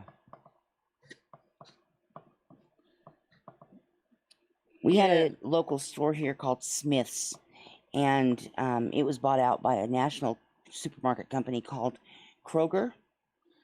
Yeah, I know Kroger. Yeah. Yeah, and they let us keep the name, so we still call it Smith's. Right, just like Stop and Shop and Giant are combined together, but you still got a Giant supermarket and you still got a Stop and Shop supermarket. Oh, cool. I can't tell which one's which, honestly. I can't tell. What I mean by that is, who's the parent company? Oh, yeah, I don't know. I don't know either. Speaking of companies, there's a good YouTube channel called The Company Man, and he talks about the rise and falls of certain companies. Yeah, I've seen that one. Have you seen him? Yeah, I like that channel. I found myself watching 3 or 4 of the videos. I don't think so, Jenny. I don't think there's any star markets in Connecticut, at least not in my area. Maybe there is in the major cities. Yeah, Michelle is pretty rural. Yeah. Unlike the suburbs of the suburbs. I mean, Connecticut's a pretty big state, though. You look at Maine, and it looks so small. I'm amazed at how much tree land and remote properties It's still only 90 miles long, as far as I know, and about 60 miles wide. So it's not like really super huge, but it's certainly not as big as Utah. And of course, Maine is big. Maine is the biggest. Maine is our Texas. Okay. It's Rhode Island is a third of the size of Connecticut. Keep that in. Rhode Island's tiny too. Yeah. Star Market was bought out by a company called Shaw's. Oh, yeah, I know Shaw's. Yeah, I do remember Shaw's because there's one in Willimantic. I don't think there's one in Winston. No, there's not. So, Michelle, did you grow up, were you born in Connecticut? Yeah, I was. Okay. And what city did you grow up in? I know it's in the movie, I just haven't watched it in a while. What cities I grew up in? I grew up in East Hartland, Winsted, New Hartford, Berkhamsted area. Okay. Okay. And then, of course, Hartford, Connecticut, I'm familiar with. During college, I moved to Willimantic, Storrs, Mansfield, visited Jewett City, Danielson. I've been both sides of the state, Connecticut River, so mostly I came back to Winsted because Winsted is kind of like my Silvermoon. This is where all my energy is in Winsted. So I really wanted to come back to Winsted. I was in Torrington for a while. I hated Torrington. I thought it was awful. It was too big for me. I just didn't like that big city feeling. I know Torrington is not the biggest city in Connecticut, but I'm a small town country girl, so basically, I wanted to come back to Winston because Winston's like, as I said, is like my Silvermoon. Literally, it's small little town, small population, quiet. You know, everything is kind of close by, not like in your face, like close, like you can just basically knock somebody over, kind of population density. But just people, just to keep it interesting, but not too many to get it to be frustrating. Um, Gianni says that Rhode Island actually has the largest population density of all the states. Yeah, it That's probably is because it's a it small probably state. is. So Yeah, and got a you're lot of gonna have people in more it people still. per square kilometer than you are than Connecticut. Anywhere else. Yeah. And that might be the reverse case with Maine because it's maybe not as populated. I don't know, but I was really surprised at how much open land they have there, and it's so beautiful. It is. No wonder Stephen King calls it home. It's gorgeous there. But the problem with Maine is because the fact that it is so low population density, so low. It would be terrible for me with my disabilities to be anywhere outside of maybe Portland or Bangor. You would be Yeah. really, really, totally screwed without a vehicle. And that's no joke. Yep. That'd be That's a how bad it's. tombstone every mile. Oh, Gianni watches The Company Man too. I didn't see that comment up there, Gianni. I enjoy that show. My husband turned me on to it. Yeah. It has to list purposes. If you want to sub to the channel, then play WoW. I wanted to try to get some WoW one, but I keep planning to, and I keep not getting to it, which kind of sucks. I'm like, World of Warcraft. I enjoy playing in the wintertime, when it's quiet and things like that. It's like now we've been busy. Me and Ed have been trying to get his some of his train gear working because he buys the stuff that he has. Some of it's broken. We got to fix it, and that takes a while. Like last night, we spent maybe about 6 hours just trying to get one train engine working.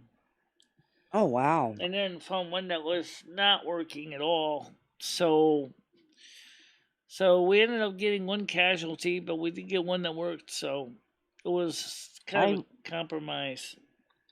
I thought about Ed today because I actually got stopped by a train. Doesn't happen a whole lot out here, but we do have railroad crossings.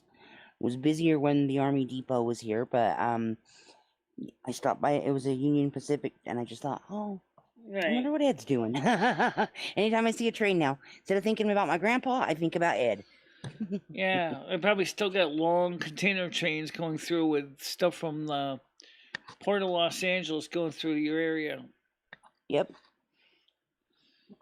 You guys don't even have an Amtrak station, I don't think. Oh, I don't think I've heard that story either. Would that be okay if you told us how you and Ed met? Me and Ed met basically through another person named Joe Questel, which met me when he was working at Friendly's. He came in working through Friendly's through Project Genesis. His name was Joe Questel. And then he kind of introduced me to Ed, and Ed with time was going out with another person, and me and Ed kind of got along good with friends, and then we started getting into trains and stuff like that, and then so we started putting things together, hobbies and stuff, and talking things out after back in 1994, and that's pretty much how we got together. So you guys have been together, I mean, off and on, almost as long as, or longer than me and my husband. 1995, yeah. Yeah, about 4 years longer than me and my husband. Yeah. So that's a good long-term relationship. That's pretty cool. Yeah. And he had other girlfriends and everything in his life, but they didn't work out. And then, so he would get frustrated. He would leave, and then he'd come back because he kept missing me, and he could come back. And so I said, "Why do you keep running? If you keep missing me, why don't you just stick around?" Mm-hmm. He said, "Well, I hate the heat. I mean, I hate the snow and I hate the ice and I hate the freezing weather." I said, "Well, I hate the heat. I hate the bugs. So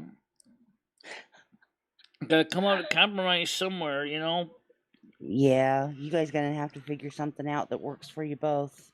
Yeah. And I know that some people think that Ed's lazy, but I happen to know that he helps you a lot. He helps me out. He has physical injuries too. He has back problems. I know, but he helps you out also with just having somebody else around that can see and hear better than you is probably a Right. godsend in some Right. ways. And somebody to talk to other than Lumi. Not that you don't want to talk to Lumi, but Right. it's there for you. He's a partner. That's the most And romantic thing they ever did for me. Well, I got a little toy ballerina from him. Cinderella Disney ballerina. Um, oh, yeah. Well, I took the battery out because the Easter thing had this horrible music on it.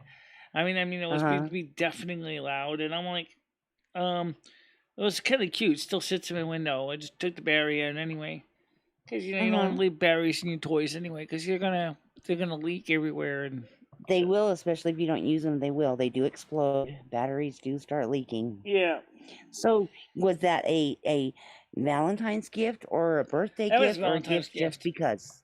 It was a Valentine's gift. That's the only thing he could think of at the time that was fit for the snow queen was Cinderella, because Oh, there really wasn't an Elsa yet. Elsa didn't come into existence around 2000 and what was it 16? No, I think it was 2013. sweet that I think it was sweet that he tried. Yeah, I know. That I shows that he knows you and knows your heart, and I think Right. that's He cool as knows I try heck. really hard to help him out too. I I know mean, he does. One of the he first knows things that, he for said when, example, that I try to keep the house clean the best I can. And hmm he understands that sometimes I have a hard time doing it now, especially now with my injury. But he has injuries too. So he needs help when doing some things, or I can do things he can't. So sometimes we just kind of have to just kind of go halfway here. Like, um, he keeps the house guy clean, which is not up to my specs. But, and there are times it when helps you my own though back and my because own legs say, right. screw it, good enough, because I don't feel like trying to get down there and get onto my knees and try to clean the floor till it's spotless. It's just not going to happen. Maybe if I was still about was about 25, 30, I could be like that, picky. But I kind of realized when you get to be 53, like you're going to have to make some compromises somewhere. As long as Johnny, you're can I not ask you leaving a a ton of question? dirty dishes in the sink, which I don't. I like to keep my sink fairly clean. Yeah, I don't like. I hate dishes in the sink, but I hate washing them by hand too. I hate it. I Yeah, want a well, dishwasher so it makes bad. no sense to worry about a dishwasher, considering the fact that the amount of dishes that we have is really not that much. We tend to recycle the same dishes over and over again anyway, so it uses less. Well, no, according to Ed Begley from Living with Ed, irony. My Ed is not like Ed Begley in Living with Ed. Okay, just for you guys to understand who Living with Ed was, it was a TV show on Planet Green, which was part of the Discovery Channel for a while, and Oh, okay. Ed and his wife Rochelle. I guess you could say she's kind of like Michelle, me. Well, Uh-huh. typical blonde, very hardcore, a little more of a neat freak than me. But actually, her husband's really is the environmentally conscious guy. But anyway, the thing Okay. is I'm more environmentally conscious than Ed in some ways. Like, for example, Ed is a pack rat. For example, we get all the soup, the lunches we get from the soup kitchen come with plastic containers. I'm not talking about the foam ones. I'm talking about the plastic containers that sometimes they put Mm-hmm. the salads in. What he does is he will go through and he will wash the containers, and then we save them, and we have these big stack of containers in the soup kitchen, all plastic little containers with matching lids. And then, like, Oh, that's funny. it keeps adding more and more plastic silverware from the soup kitchen lunches. And I asked him, so, why are you doing that? Because we're a little short on silverware. Ed, Oh, I'm not well, you. exactly short on silverware. I got a whole motley crew of silverware that doesn't match anything. And I said, please, okay, don't go crazy doing this every day, okay? I mean, But you got to admit, you can reuse the forks and stuff containers a couple times before they start to break down, yeah, and you don't have as much to wash, not as right, many right. I dishes to see wash. his point That's there. Like I say, the plastic forks don't break down. They're pretty tough. They're not the thin yeah. little cheapy forks. These are the better forks and I think that's spoons pretty and cute. Did knives. you see Gianni's comment? Not Gianni yet. made I'm a gonna look at it right now. What's the he made a really okay? nice comment. I didn't know Ed, but he seems to be a bit to be understanding and supportive of your hobbies and passions. Yeah, absolutely. He, for example, at first wasn't really sure if YouTube was a good deal for me. However, when he started realizing that I'm bringing home average of about $200 a month, he was like, "Whoa!" And all you do is Yeah, sit there and talk to people. yeah, And he said, "That's pretty freaking cool." And then of course you do demos and things like that too. yep. And it's like he said last night. He says, "Michelle, the one difference is I'm only got about $100 left for the month." And I said, "Well, I got about 130." And he says, "Yeah, but you get paid on the 21st." I said, "Yeah, that's true. I do get paid on the 21st, but I don't know how much it's gonna be, and I gotta pay for my hair, and that's gonna. If it wasn't for the donations and the people that contributed to the show, we wouldn't have been able to do any of that stuff." Yep. So And the people that's that watch the show and watch the ads, that helps yeah. too, Please everybody. When do you do watch the rewatch ads, the show, or if you want to pay please me watch the directly, just ads. put some money in the super chat, guys. That's why Yep, you there's can a always super chat super and chat super too. stickers. Yeah, Yep. use You don't, it's not expected, but she appreciates it so much, you guys. it. She Really lives on helps. $1,300 a month, and any little bit, every little bit helps her. It really does. Because And right now we still got to deal with the fact that we did have a hot summer. We did have a high electric bill, yeah, yeah, and we are. Yep. I mean, like It's not as high as you thought it was originally, but it's better. But it is high. oh yeah, could have been a lot worse, But I've Hmm. been trying to keep up with it. It's still high. It is high. $130, $120 this month, approximately, is still painful. So yeah, the money that we get each month really does help, and the advertising Um, is a passive way to help.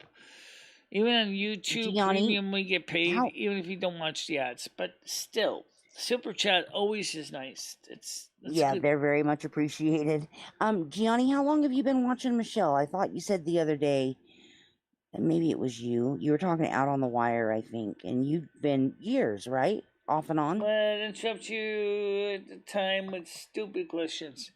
Yeah, homeless Mike. I saw him a couple days ago outside of my apartment. Is that He who wants to Mike know how I was was? doing. He said I'm doing fine. So, How's um, he doing?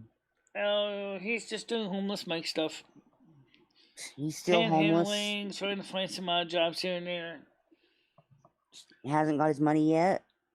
No, he said he didn't, but I wonder if he didn't because he definitely. Oh, they can create a poll in here. Huh. Let's create a Yeah, poll. you can. I You want to can see make a this poll. here. Here's the first question. Okay. Um. Talk to yourself. I'm going to ask you a Talk to question. yourself. I I'm didn't gonna even ask know I had a Gianni a poll option question. here. Do you play World of Warcraft? Okay, that's the perfect question. Yes, no, that's community. There you go. Oh, that's gonna be awesome. So I just put a poll out in So my you've been watching for, gosh, that's 10 years all pretty much, Gianni. yeah. Have you ever considered maybe being a guest host of the show with Michelle like I do? What's You this, ask really Gianni? good yeah, he asks really good questions. And that's part of the Yeah. job of a co-host, is to help you with conversations for what people would be interested in. And his questions about Ed are not disrespectful at all. Well, He's I very would nice say about Ed. is why don't you contact us on the Discord and Maybe we can maybe have a chat. Me and Monica could have a chat with you in a DM, and we could see what we could do. If you want to be on the chat with us, Yeah, if he can. I don't know if he's working and can just, listen casually at work. I don't know. That's why I asked. He yeah, just asks really good questions, and he's been watching for a long time, like out on the wire. So right, he might be a good one to feel out. He says he's shy for a chat. You'd be shy to be on speaker? yeah. I understand. I am too. I hate my voice. When I have to rewatch a show with my voice on it, I hate every minute of it. But Michelle likes me up here, so It's too bad you can only have one. Apparently, one poll. Well, maybe I can. No, I can only have one. Oh, that sucks. All right. Well, in a way, it maybe makes sense. Now, I would still love to see the answer though to the poll. yeah. I So see far, it's 100% no. it says, "Do you play World of Warcraft?" One person said no. Um, well, can I say yes? No, I can't say yes. Oh, that No. sucks. I would like to vote Yeah, on you my own can't poll. participate. You can't participate in your own poll. But Michelle, this might be a good idea to use the poll to vote on a topic once in a while. Let the chat All pick right. pick what we're going to talk about the next day. That would help Yeah, us we could make sure the try. topic is I didn't even something they realize they want. had the feature. By the way, the thing that's kind of cool is that, like I said, with Super Chat and Super Stickers, is there's it's an easy way for people to donate, but also Patreon is still an easier way to donate too. Now, as far as somebody said that um, PayPal and Cash App are considered, forbidden. I don't You know. you can't spam them. They don't want, like, if you have a banner option to run a banner across your screen while you're talking, it can't be on there. Right. Well, Or we pick your dinner, do a dinner poll. That'd be a good one. That'd be a fun one too. That'd be a fun one too. yeah. She lists her options and we pick. That would be fun. But as far as what makes it illegal about it is they also don't want to include it in as the only topic or the main topic of your subject of your video, because they just don't want anything that directs people away from the website. Right. So it's not just PayPal and Cash App or Patreon. It's anything By the way, I that directs figured them out to how leave. Ithaca got in trouble with PayPal with his AdSense Oh, account because he had his AdSense linked to his PayPal and not to his bank.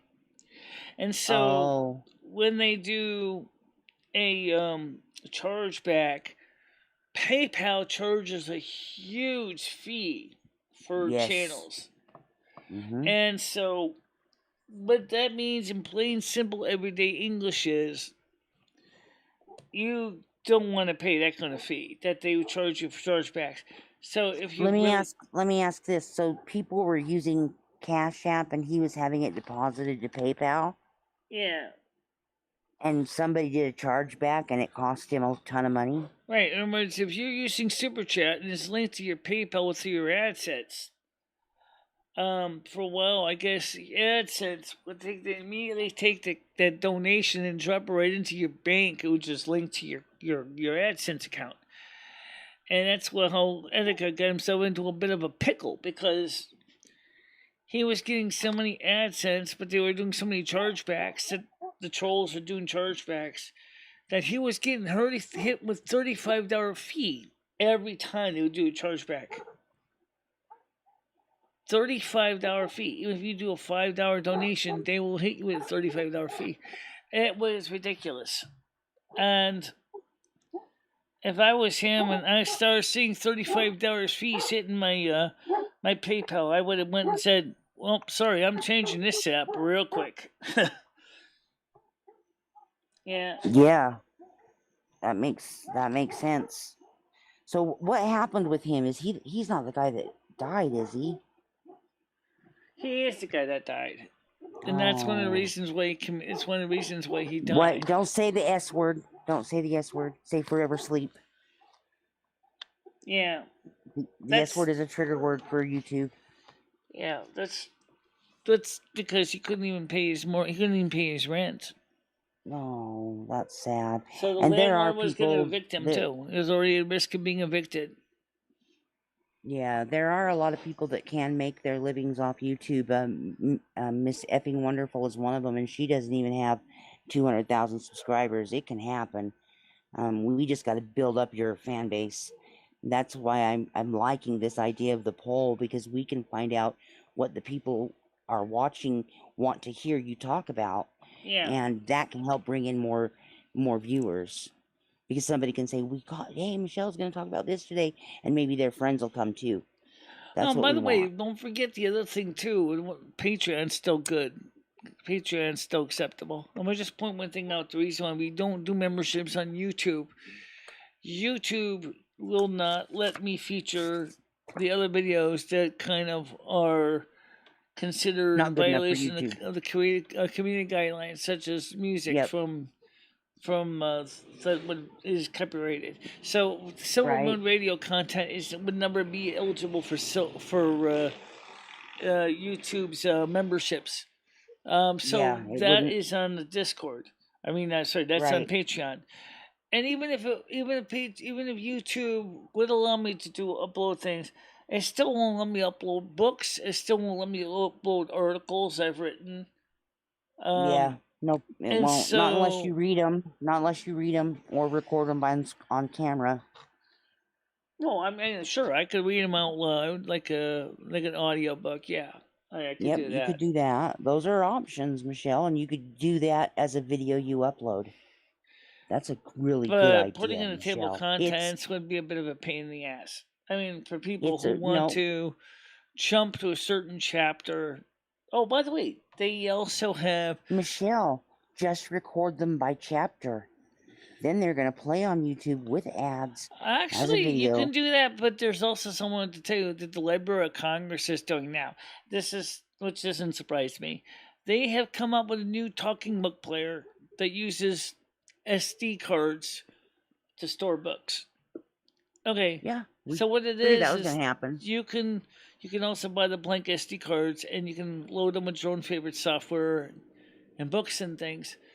And it has a really nice voice and it reads the book to you. So if you can take a PDF book and you can load it in and this thing will read the book to you. I don't know how it does with graphs and tables and things, but it replaces the cassette recorders they were using back up Yep. until the early 2000s. So it's uses SD cards instead. So you can also use USB memory sticks. So this is a really cute little thing, and I'm thinking that because I don't have a new talking book machine, I really should get one, but I don't want to sit there and just get one from the Library of Congress. First of all, I am eligible for the talking book service for the blind. I really Right. rather kind of would like to own one myself. Mm-hmm. So that I can, at least not have to worry about saying is, oh, gee, I need to return this thing back to the Library of Congress because I'm done with it. I already got a talking book machine in my parents' attic. I have not used it. I have two, my record player and I have a cassette player.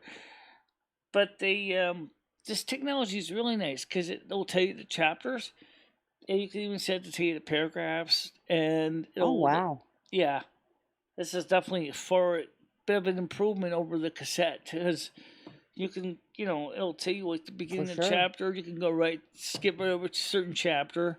I don't know if you can Mm-hmm. skip down to a certain paragraph or verse, like if you're reading the Bible, but maybe you can in some of the books. For example, Yeah. you can say, like, maybe a main heading, Book of Deuteronomy, and then say chapter 5, verse 12. Maybe you can do that. Would be interesting to see. But the thing is, Mm-hmm. because it's using SD cards, there's no worry about needing you can even download the stuff from your computer to your own SD cards too. And now they have an app you can use on your phone to do the same thing. So Wow. that's quite an improvement from cassette tapes, trust me. Yeah. No, it's so a Kindle wouldn't even work for you because you have to read it, huh? Um, a Kindle might work. If it had a Um, voice reading option, right? but like I said, um, it might work for me. I mean, I don't know. I never had a Kindle, so we'll never know. You know. So what kind of things do you read that you use the voice reader for? Right now, I don't have anything that I'm reading online reading books for. But usually, when I do use them, I use for like reference manuals, like for phone, like the phone service manuals and things like that. Where Okay. I need to get in and grab the PDFs and look in the details. Find it. I used to use the Acrobat Reader for that. I don't know if Acrobat Reader does voice. I think it might to the Mac. I have to It look. should. If it doesn't, there's probably an app out there that does. What kind of do you read books for entertainment at all, or did you when you were younger? Well, I used to be for entertainment, but then when my eyesight started going bad, I tended to really just more or less depend on online videos more than anything. Did you have a favorite book that you have The read more Peter than Anthony once? series from called Xanth, the Xanth book series from Peter Anthony.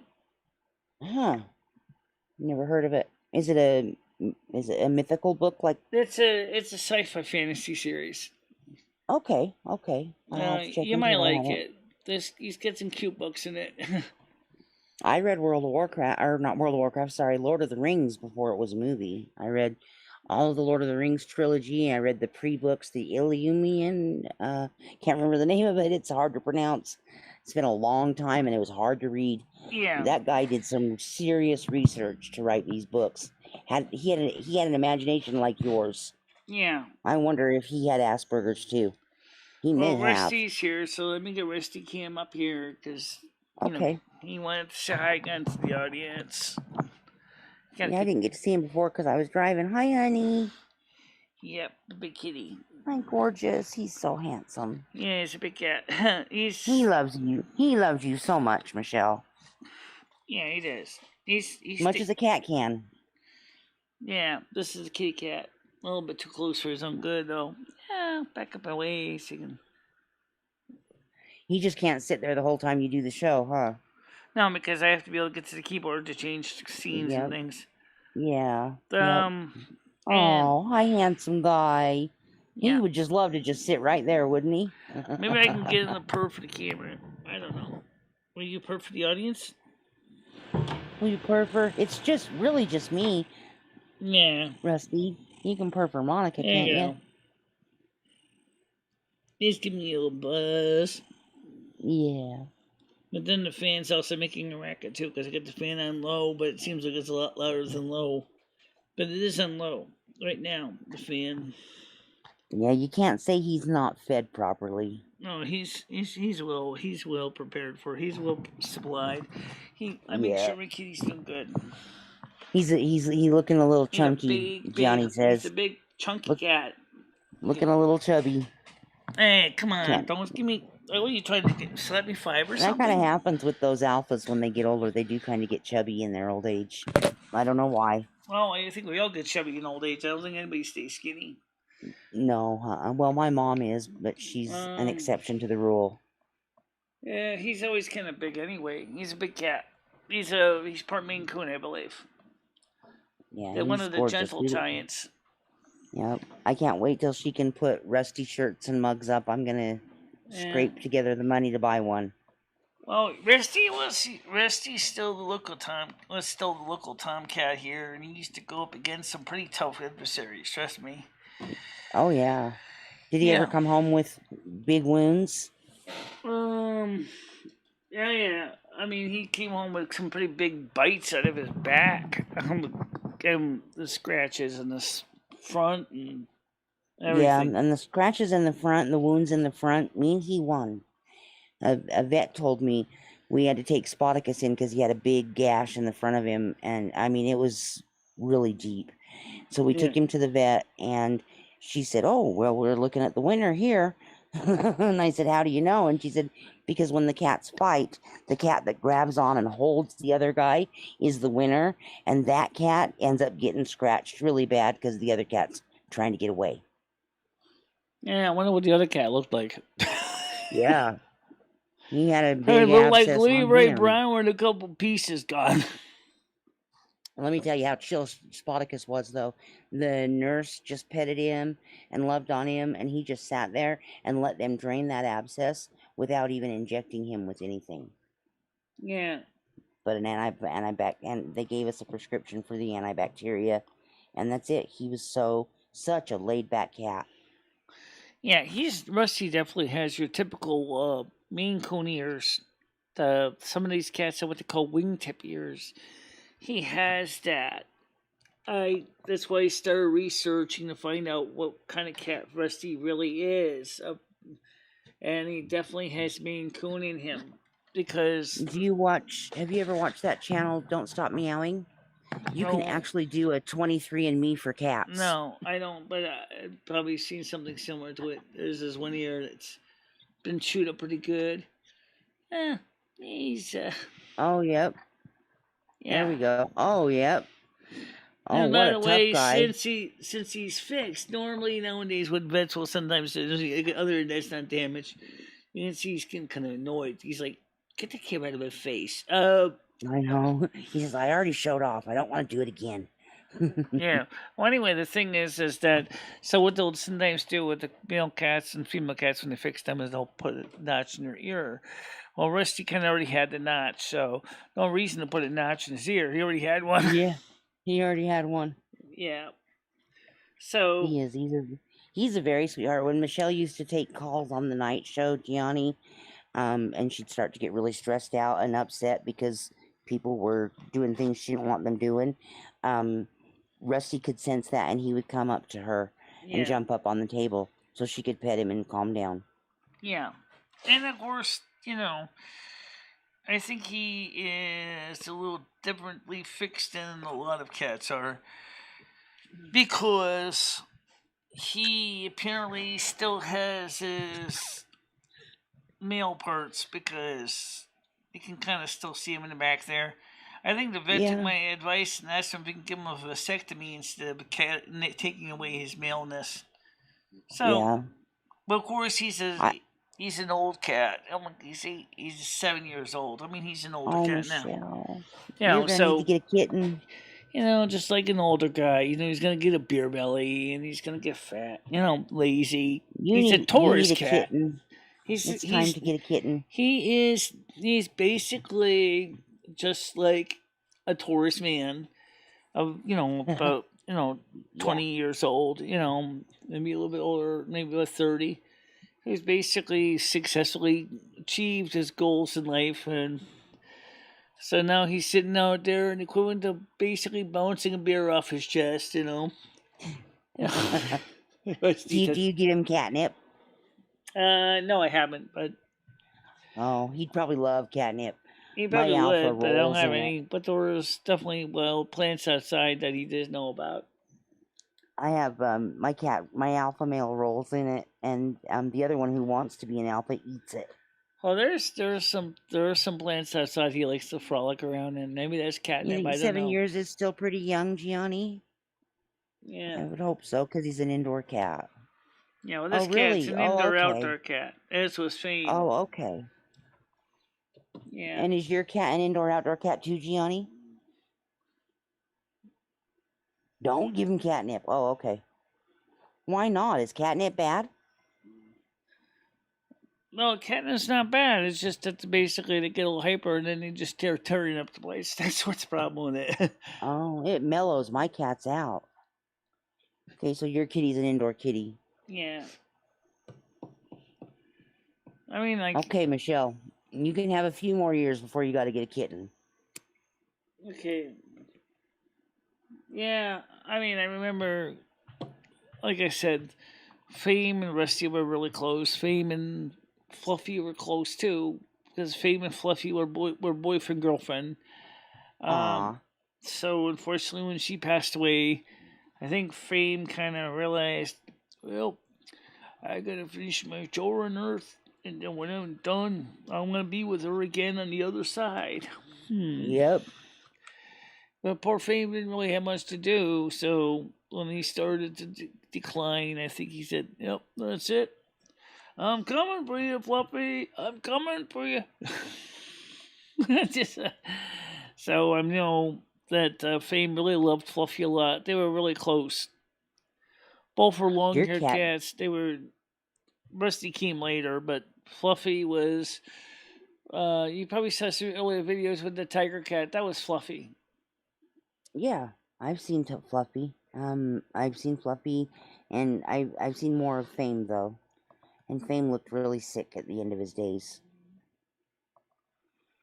You gave your cat catnip 4 years ago, and he stared at you while he peed in his cat bed. He was stoned. That cat was too stoned to move. I've actually heard of drunken men doing something similar, so.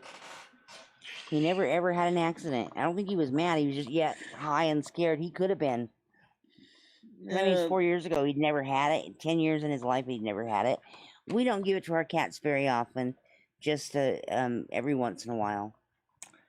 I think there's some natural cat. I think deal. there's some catnip outside though, because he likes to go outside and roll in one patch of plants. So I don't know what catnip looks like, but obviously there are plants he does like to roll in around in front of the building. So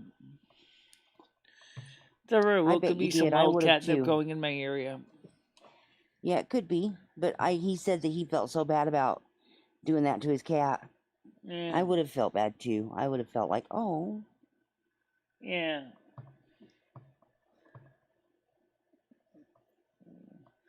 Well, yeah, I mean, okay, did a few times as a kitten. Let's be honest. When you're a child, how many times have you not had accidents? Yeah. Yeah. Cats are so easy to litter box train, but they do still have accidents when they're little. Yeah, every now and then, especially when they're young, you know.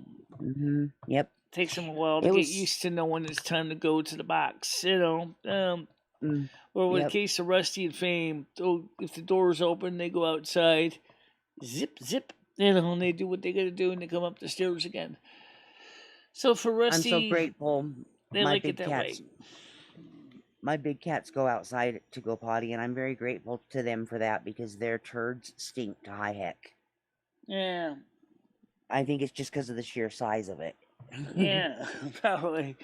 But then again, they also, like, Rusty's so big that you meant for him, a typical cat box is too small for him. I mean, I got this big, giant, humongoid cat box, which is now in the pantry, but because he's so big, he, like, needs a pull-through cat box. In other words, he needs one that he can basically pull through, like a drive-through, like a McDonald's. That is, like a drive in, do his business, and then just walk out without even having to turn around because he's so big. We found a huge one at Home Depot. Yeah. It's massive, huge. It holds a whole 40-pound bag of litter and still is halfway so the cats can get into it. It's got enough litter in it that we just scoop it out 2 or 3 times a day and change out the litter once a week. Yeah, I only have one cat, so I don't have to do it as much. But I do check at cat box. Of course, I've been kind of miserly with the cat litter in the summertime because the cat usually goes outside more than he's inside. But he does use the box once in a while at night because I don't really want him outside in the nighttime because that's when the raccoons and the bears and the other night animals come out. So. Oh yeah. You know. He says his cat never had an accident. He was talking about catnip, but he says his cat poops more and bigger than his golden retriever. Oh yeah, I can believe it. Some cats can. Yeah, well, I think it has a lot to do with their diet is different. They have more protein and stuff in their diet because they're meat eaters. And so they put more protein in cat food than they do dog food. Yeah. Oh, you use wood pellets for cat litter. Does that work for you? I've never heard of it. We tried those plastic beads one time. That might work fine, because, I mean, they got this stuff called feline pine, which is kind of like a wood chips. Okay. I've never tried it. I never tried it either. But, I mean, first of all, the idea of using wood pellets, I don't know. That might work okay. You could probably try sawdust too, but that's got its own problems. Trust me. My dad's a woodworker. I know all about sawdust, honey. The problem is that and it's cheap. It's cheap. So the problem is, does it clump? Depending on what they're cutting, the dust can be very, very powdery, and that's not good. So forget getting the dust out of the belt ironers, because that's gonna be like basically breathing in like inhalants. But if you talk about from a table saw, cutting pine or oak or maple, it's really not going to be that bad for your cat. It's still going to be kind of small, but not as bad as trying to deal with something coming out of a belt sander. And you don't have If litter you're and coming sand out of a dragged through the house. planer Yeah. or sheet or that's more like wood chips, not dust, but litter sand. But I don't have any. Oh, And the wood wood pellets when pellets they when return to wet turn to dust. dust. Oh, okay. No, that's not good. And you're still doing the same problem. And you take it out, so I'd still scoop it, just like I would a litter box. You would just scoop out with regular cat litter, I guess. Like Yeah, except just not a slotted ladder. Just not a, because it's gonna be wet. I don't know. I've It's gonna be dust. using Fresh Step right now, but usually I use the cat's pride. But I gotta give him a cat litter, so I gotta because I'm really miserly on cat litter, which is not surprising because he doesn't really use the cat box as much. I mean, he does use it, but he's not like it's not a big thing for him because in the summer because the door's open, so it goes Yeah, I was gonna outside. say Does you his probably business. use it more in the winter than you do the summer because he can't go out as much. Right, he uses it more in the winter. Yeah. Yeah, I don't do sandy floors, but we also vacuum and I sweep the kitchen floor up pretty much every other day, and my husband vacuums every other day, and he does it because he loves to vacuum and thinks I don't do it as well as him. So he's a Virgo, he wins. Right. He likes his house to look a certain way. Of course, this Virgo had to make some compromises because of my infirmities. Exactly. And then sometimes you have to. Of course, sometimes Ed, notice things that I don't see, and then I'm like, oh, okay, I didn't even think about that. And well, that's another reason why it's good to have him there for Right, you. exactly. But sometimes this idea of organization doesn't match mine because I just throw everything in a corner and call it organized, and then I wonder where everything is, and then I see things all thrown in big piles, and it's like, excuse me, this spatula doesn't go here, this doesn't go here, what is this? Like this morning, I was trying to find a box of cereal. I was like, where's the cereal?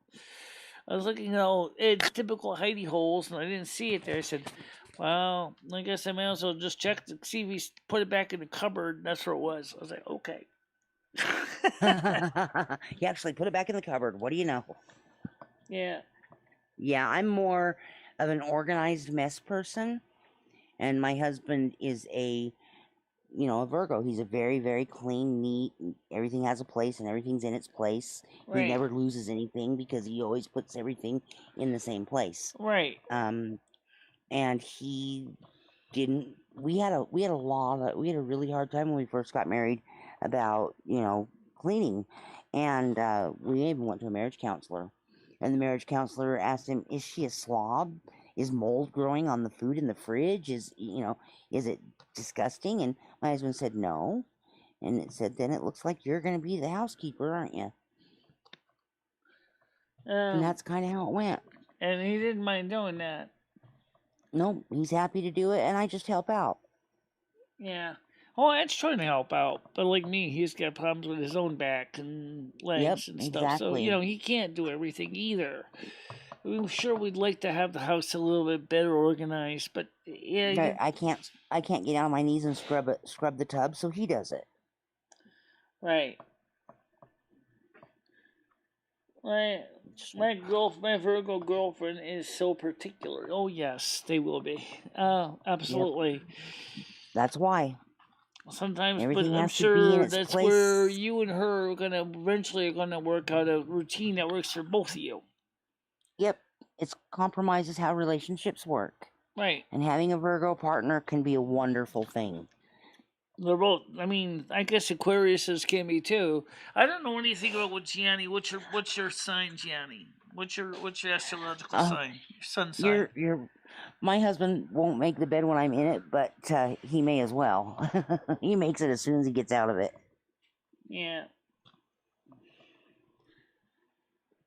All right. But He said his Virgo, and he was married to a Virgo, and now he's dating a Virgo. I My wonder what Virgo sign he ex would is. make the bed while we were in it. Oh, that sounds interesting. Okay, Scorpio too. Okay, so you Oh, guys okay. are the opposite. You're a male Scorpio, whereas Monica's a female Scorpio. You have a Yeah. female girlfriend where she has a Virgo husband. Yeah. Okay. And I'm Krell says I'm thankful a that he is. Taurus, fixed Earth sign. Yeah, so is Ed. Yeah, Oh, and it's Krell's it. Yep. Michelle gets along really well with Tauruses. yeah. Michelle gets really along with the Tauruses. Yeah, She's had some bad male Scorpios experiences. yeah. 2 of them But actually. Johnny doesn't seem to fit that. Right. Well, that's because maybe there are other things in the other sun charts that made him not so good. We don't know. I never been married, thankfully. I have pensions to protect. That's very funny. Yeah. That's why I said LOL. My sister's husband took half of hers. Yeah, well, like I said,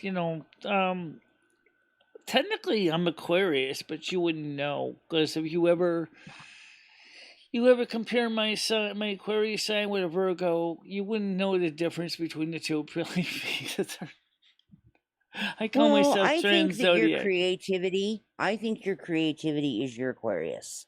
Yeah, that would be me. That'd be more Lumi's area. But yeah, I think the Virgos can be creative too. I mean, take for example some of the famous musicians and things that are Virgos. They're just as creative. There's a lot of crossover between Virgo and Aquarius.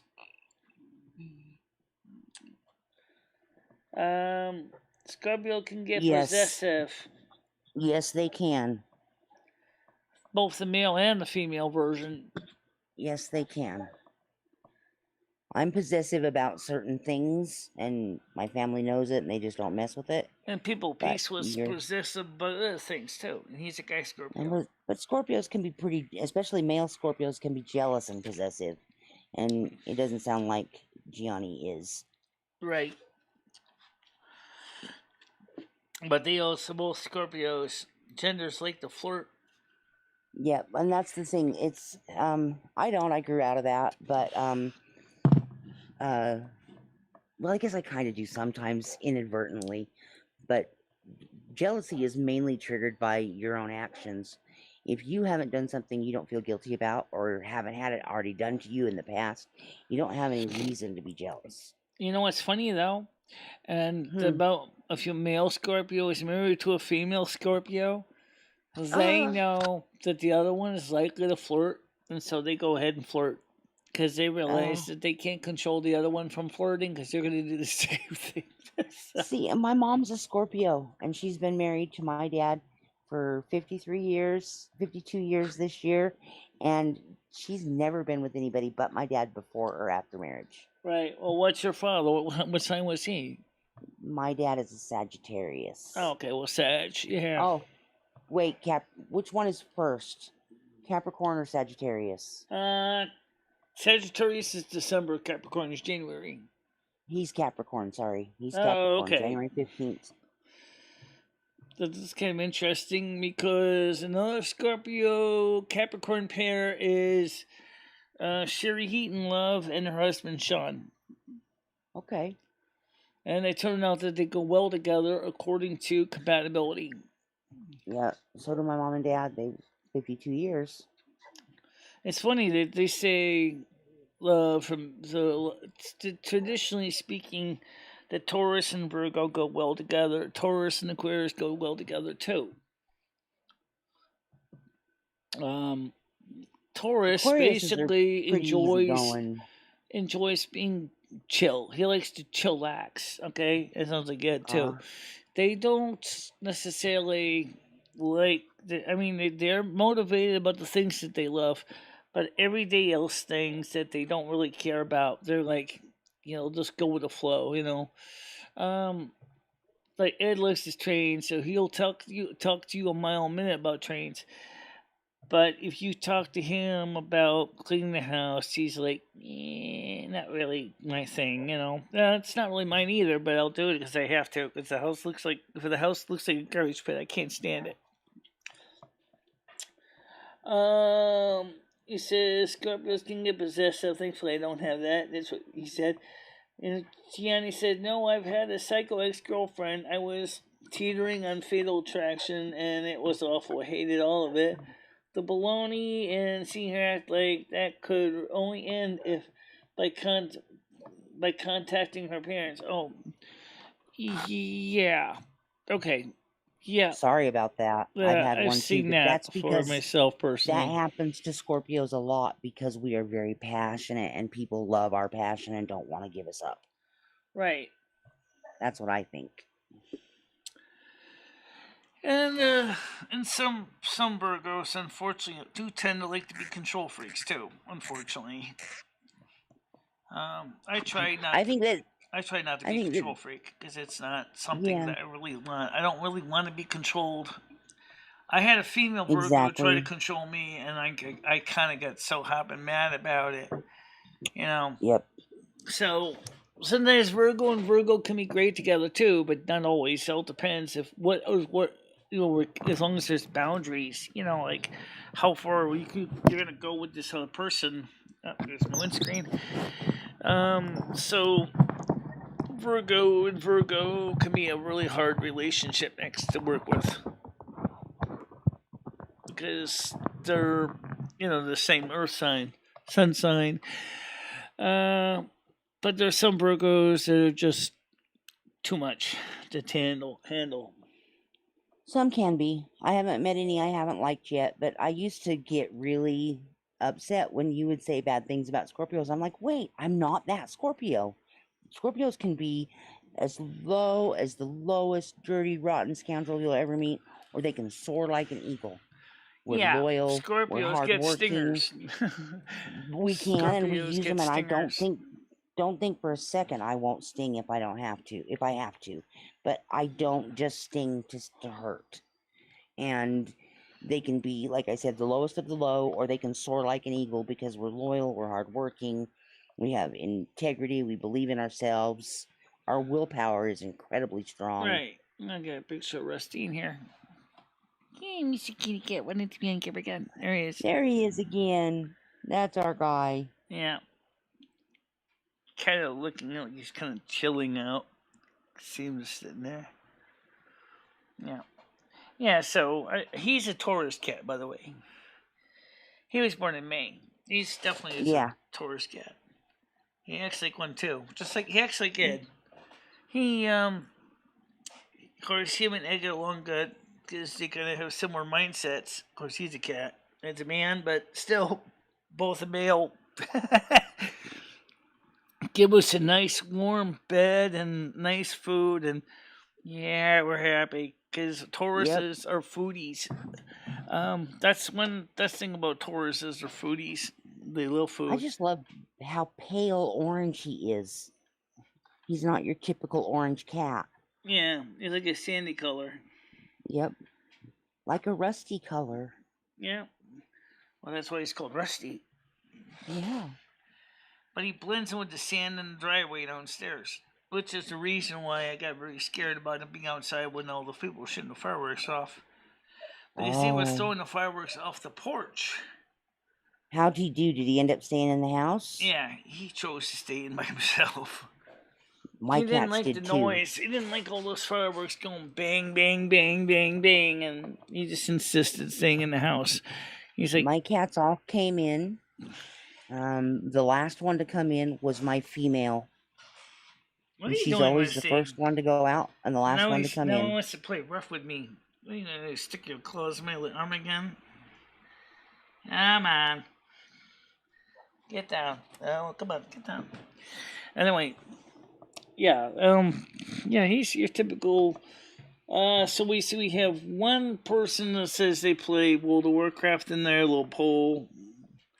Oh, good. Actually, I don't know how many people are voting right now in this. See, I just know there's 5 votes. It says Oh, really? the poll's been active for 40 minutes and there's been 5 votes. Right. So I bet Davocles, because he might have voted.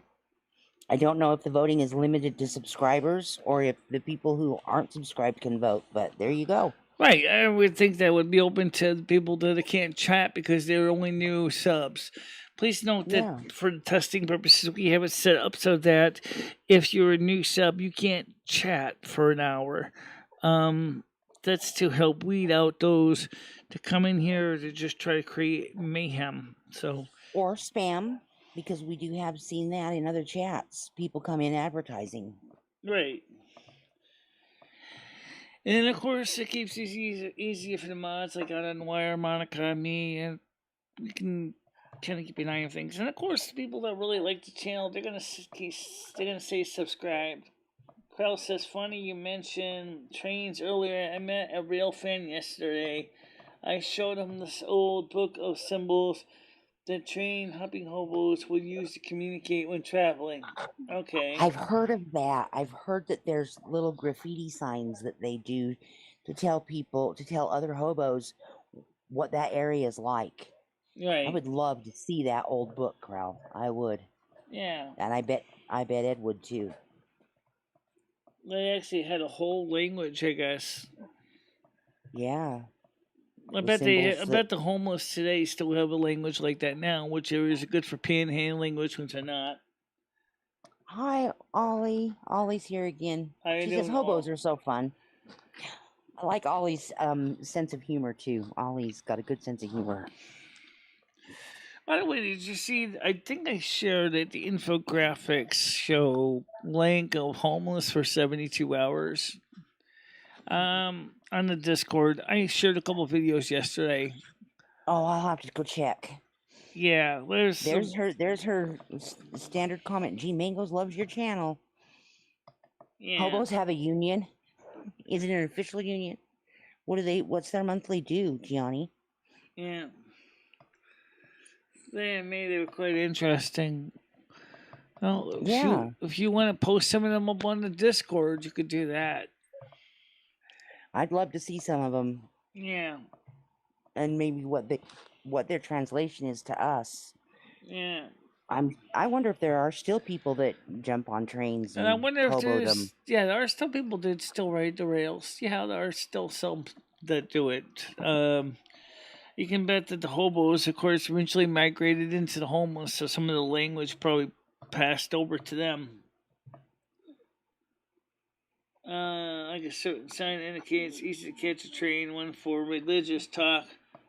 We'll get you a meal, etc. That sounds interesting. Huh.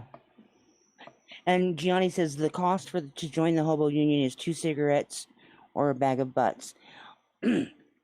Discord is just an app, or it's a website. If you're using a computer, it's free to join.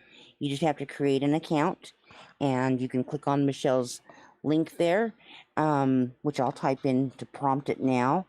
And we have a lot of fun in there. We post jokes, we post funny videos. Right. We talk about the show. We talk about things that we can't even discuss on YouTube too. So exactly. And don't forget, we have the Silvermoon radio show on Sunday nights at 7 o'clock. I didn't get anything put together for Sunday this week, but we do have a pre-made playlist of music. So maybe I might just play some MP3s this week. Why not? Yeah. And she plays them, and you join the audio only channel, but we chat with each other in general chat. Right. And Michelle chats right along with us. Do we use the same name in the Discord chat? Many do, but not everybody. You don't have to. You can use Oral Ollie. For example, one of the people here is known as Stoner there, and he's not known as Stoner here. So, yeah, you could be. Just let us know who you're known as here. So it helps us to figure out who's who. Yep, exactly. That's all we ask. You just let us know. And you don't have to send it to everybody if you don't want to. You can just DM Michelle or me or anybody else that's a moderator. Or just DM moderator. Hell, you can even DM hashtag moderator. I think I don't know. I never I tried think it that. just goes to all of us or Let something. me see how that would work. Can I actually do that? Let me just see that. If I want to send a message to moderator.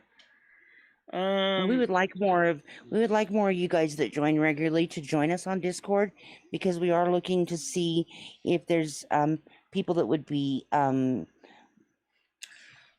other ideas for topics for shows. I don't think I can message moderator, but let me see if I can at least send a general message.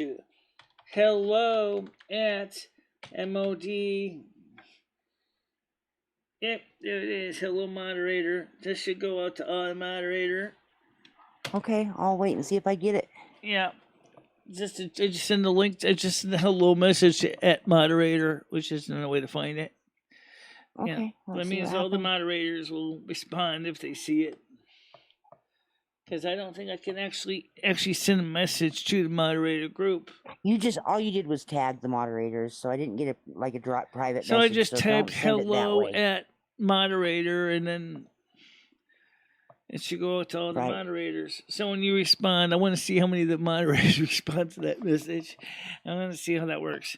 There's some features the Discord has that the Twitter doesn't have. Oh, yeah, speaking of that, the one that you said delete this, I changed the group name to the Outer Keep.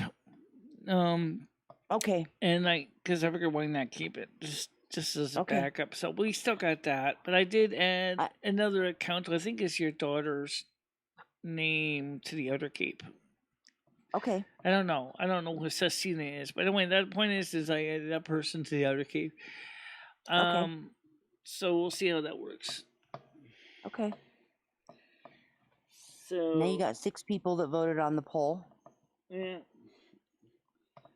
I do see Gianni just joined into the Discord. Hello, Gianni. Welcome to the Discord. Oh, that's great to see you. We really, it's free, guys, and it's just we have a lot of fun in there.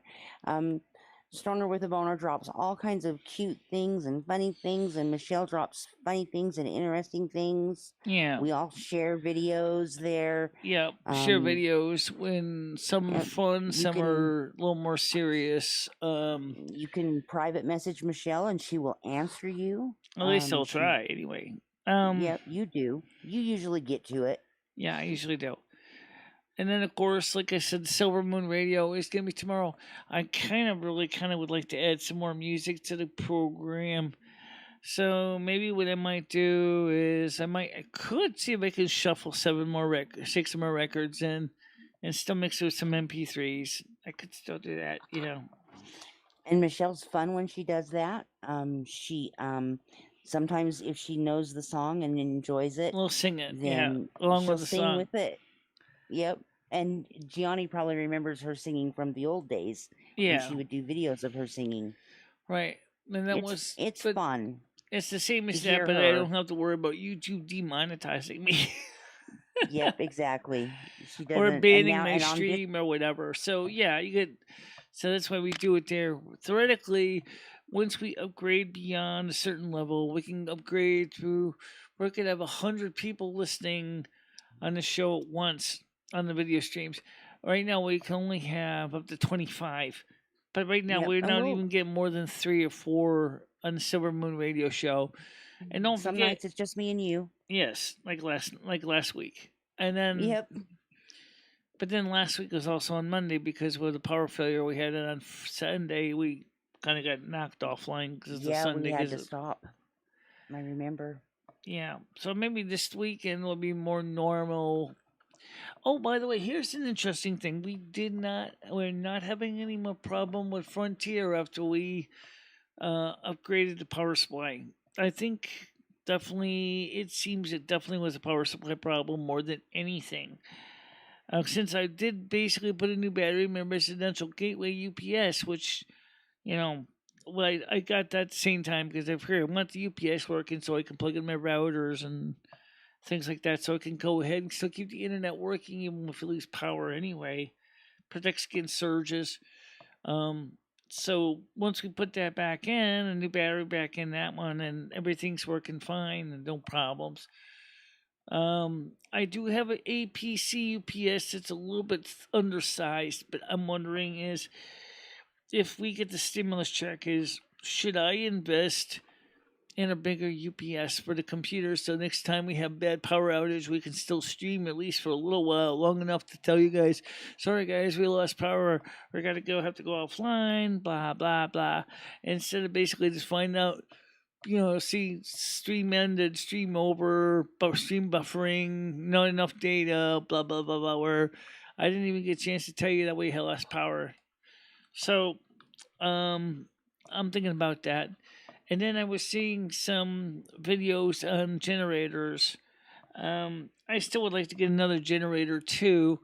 I definitely would want to get a generator for if I do buy this property, so like either natural gas, diesel, or propane, so that we can have power. So that if the UPS can kick in, and then once the generator gets up to speed and the frequency's right, then it can kick over to the generator.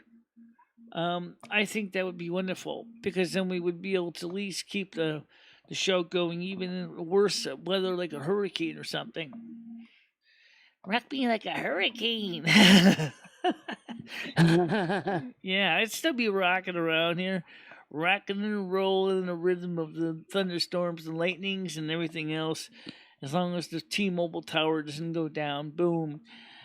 I did upgrade to the other package. I haven't tried it today, but today is right now Connecticut where I live. There's only like one T-Mobile tower, and it's getting kind of busy. So Yeah. it's a shared connection. So that's one of the reasons why we're seeing less data because everybody's using it now. So I know that T-Mobile wants to expand on more network space or more towers with the 5G product.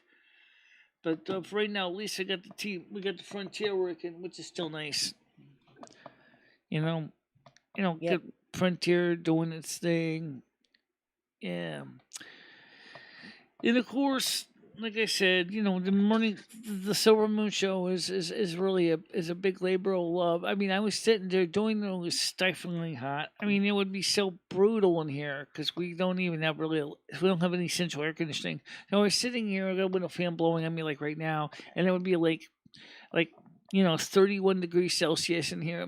I'm sitting there, sweat's dripping out of my skull. And I'm trying to get the show. And of course, you always at the mercy of what happens at the power grid fails because it can't handle all the air conditioners in my area. Yeah. We've Well, lost the power cool a few thing times is like that before too. the records that you play are real LPs, original purchase press, not Right, the real vinyls, very yeah. many reproductions, and they're played on that record player that she refurbished. Right, it's And she a shows Guerrero 210 record changer. Yes, and she shows it on the Right. screen, so you can see how old school it looks. It's so pretty, and it's very clean, and she did a really good job restoring it and putting it to And it work. sounds pretty and good now for she's its using age. it. I mean, it really does. It doesn't sound bad. It does. I think that the vinyl sounds great. Originally, the person that had it before me had a magnetic cartridge on it, I chose to go with a ceramic because it was cheaper than going with a magnetic cartridge. Because the magnetic cartridges are like really expensive needles and they're really delicate. And the gram weight wasn't the problem, but I just decided to go with a ceramic anyway. And it sounded fine. Well, and then I didn't have to worry about running equalizers and all that. Yeah, and there's something wonderful about listening to a song the way it was meant to be listened to originally on vinyl. It sounds better. And back when they were originally pressed and made, they were on ceramic. And so you hear the pops and the jumps, and we've had a couple skips, not very many, but we've had a couple. Well, one of the things I love is listening to the 78s. The 78 RPM records. I played a couple of those for you on the show. Those were fun. With Ginny Wright and Tom Tall, those were fun. What one is it? The album by Ginny Wright, Are You Mine? Oh, okay. And Somebody New, for the 78, that was kind of cool. Mm-hmm. And of course, the Hank Williams Sr. and the 78s. And the 78s don't sound too 78 like. They sounded almost like 33s on the turntable. You wouldn't really notice the difference? I thought it was the size of the record. No, they were both 12-inch records. So what's the difference? One just spins faster. That's what it And it means, spins right? faster. Revolutions per minute is faster Right, at 78 78 than RPM 33. versus 33 and a third. Yeah. Okay, that's what I was wondering. So does the Also, the grooves, 78? the stylus has a different width than the 33 and a third long playing record stylus. So Okay, so the 33 and a third is a longer LP, you're right. It's also got a more smaller stylus tip than the and 78. it's going to have more songs. Right, absolutely a lot more songs. Anywhere from depending on the medium, anywhere from 15 to 20 minutes aside on a record, on an LP. And the 78? Right. Plus, Carol says, plus the recording techniques from the vinyl days, we said a better dynamic modern pop production coupled with fall compression ends up squishing the dynamic range so it's boring and flat. And don't forget the loudness wars, which didn't help any either. That's what they're trying to do, is they're trying to argue the loudness wars. If you recorded a modern MP3 with the same quality dynamic range with a vinyl, it really is hard to tell the difference. But then the loudness wars didn't really exist on vinyl, because if you did, your grooves would be extremely wide. You wouldn't get as many songs on a record. So record producers weren't trying to make everything loud. They were trying to make things good, in sound, balance for the recording medium. So yeah, if you play a record that, like even my Twisted Sister album, if you play Twisted Sister, which was made in the 80s, and you look at the grooves on the micro grooves, they obviously where the loudest parts are with the band, you'll see that the grooves are wider spaced than if you were listening to the quieter song like The Price, which is a lot less dynamic.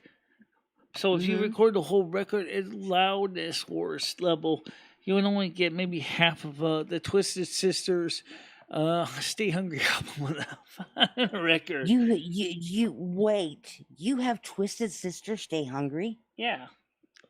Have you played it? I played that on a couple shows. You're gonna have to play it Sunday. I'm sorry, I must have missed it.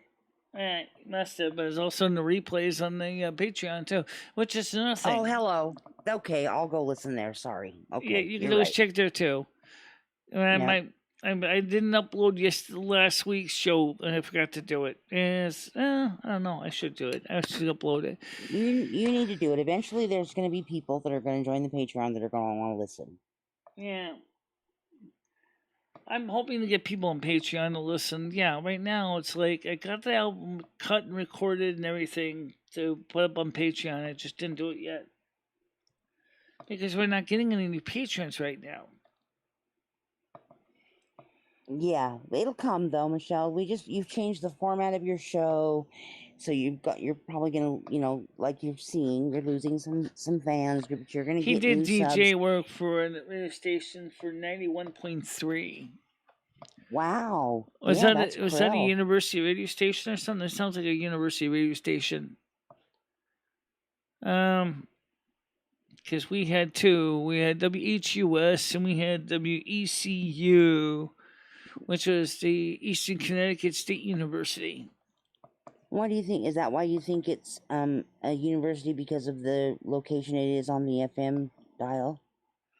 Yeah, in our area, most of the university radio stations are in the lower FM band.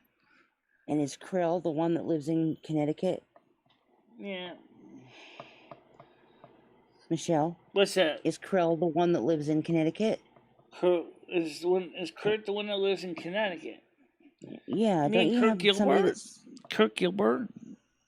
Oh, okay. I thought Krell was. I'm not really super great with. Oh, Krell. I don't know if Krell lives in Connecticut, but maybe he did. But I'm sure he probably knows about WHUS, and he probably knows about WECU, which is the. Well, I don't want him to have to tell me if he hasn't already told us, so you don't need to say anything, Krell, if you don't want to. It's fine. All right.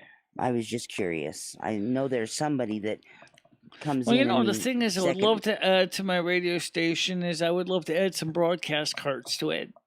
What are Talk those? about old school, broadcast cards with jingles and things. They look like Oh, 8 tracks, but they're not. They're 4-track tapes. You just put them I in a bet you could loader, find and some you then could copy to an MP3 from YouTube, though. yeah, right now I'm doing one with my MP3 program called MP3 Blaster. That's how I actually queue them up. The sign off and everything. That's how I do it. And just queue it up with MP3 Blaster like it would a broadcast card. So, Okay. You could do that. Then uh, I see a lot of old school ads on YouTube. Just Google them.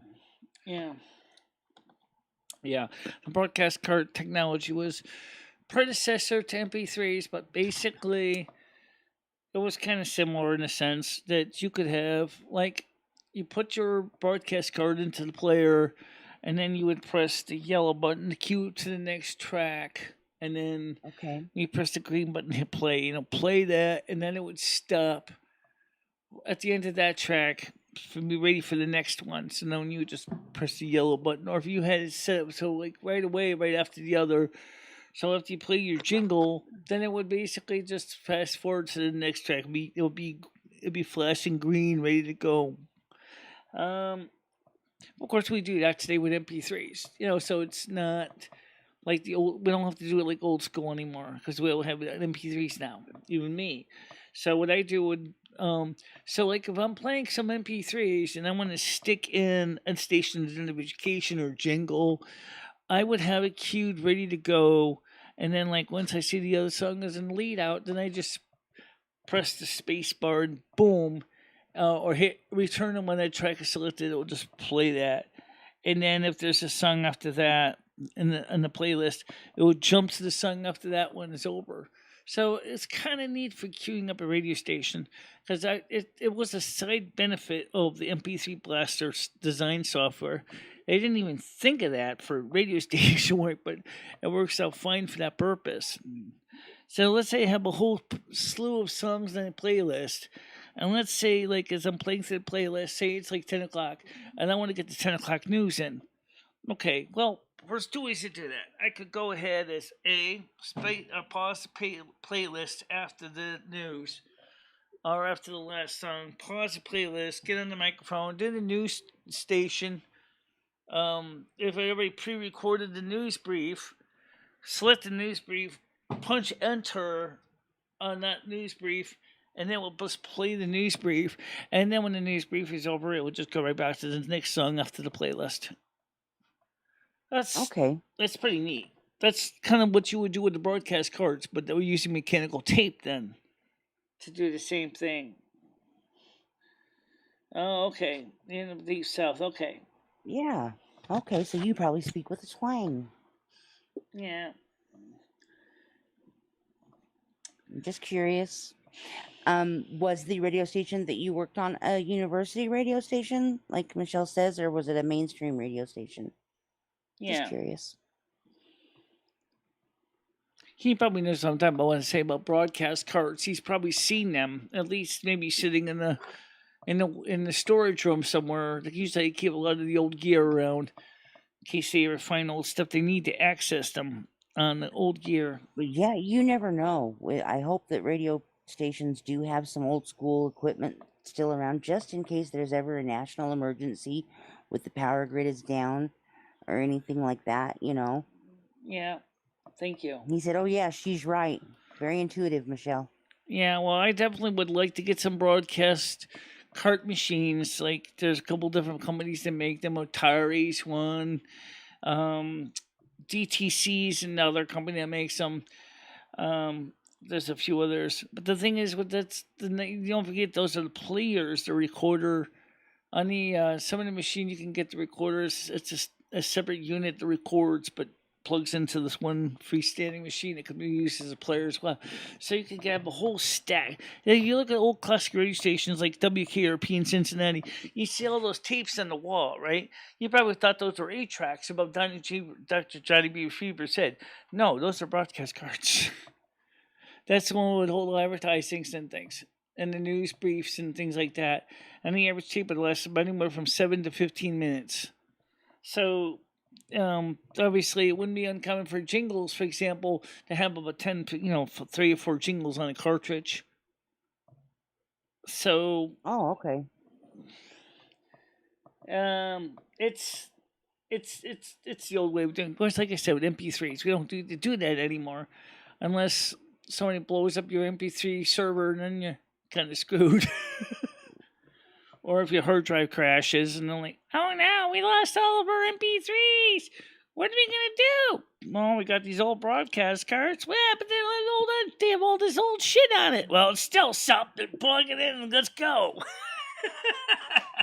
So yeah, most stations will keep a few older machines in the storage closet just in case.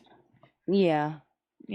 Same thing with many stations. At least have 1 or 2 turntables around because now records are big again. And so what they'll do is a popular song is they would copy a popular song onto a broadcast card. I remember when CD players first came out, and they were the end all be all because the audio would be clean, no skipping, no da da da da da. But those of us in the know, with the capability, realized the difference was not as good, and so some people kept their records. Well, actually, CDs were good for what they were, but then when they started doing the loudness wars, that's really what killed the CD format, I think.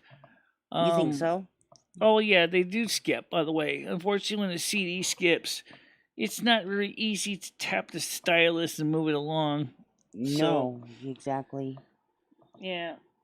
He says, remember the anti-skip button? Yeah. You wish they had the anti-skip button on some CD players. Yeah. They do have, there is a CD option on some CD players that's supposed to prevent it from happening, but like especially the kind you jog with. Yeah. I used to have a Sony Walkman CD player that was for specifically made for some of the early ones exercising. really were terrible with not giving much oversampling to prevent skipping. Especially if you imagine if you were jogging, you sit there, especially the cheap ones. They'd be like, because Ed had one in his motorhome, right? And he hits a bump, and all of a sudden the song is going, but it finally catches up. Like, what the hell? Oh, it doesn't have enough oversampling. It only had like 2-time oversampling. And like, the CD you player need 4 to 6 times. And it's like, well, excuse me, we didn't know that. And the stylus on the CD player is a laser, right? Yeah. That's read by laser, yeah. Well, believe it or not, they actually made a turntable that can be read by laser if you want to spend $10,000 for it. The problem is that they're very sensitive to dust. Yeah, they would be. Yeah. So yeah, I mean, I love this. I loved watching. How many here watched Northern Exposure with Chris in the morning? A Northern Exposure. TV show Northern Exposure? love that show idea so much that I really wanted to try to do a Chris in the morning show. Well, it's kind of a Good Morning World was supposed to be.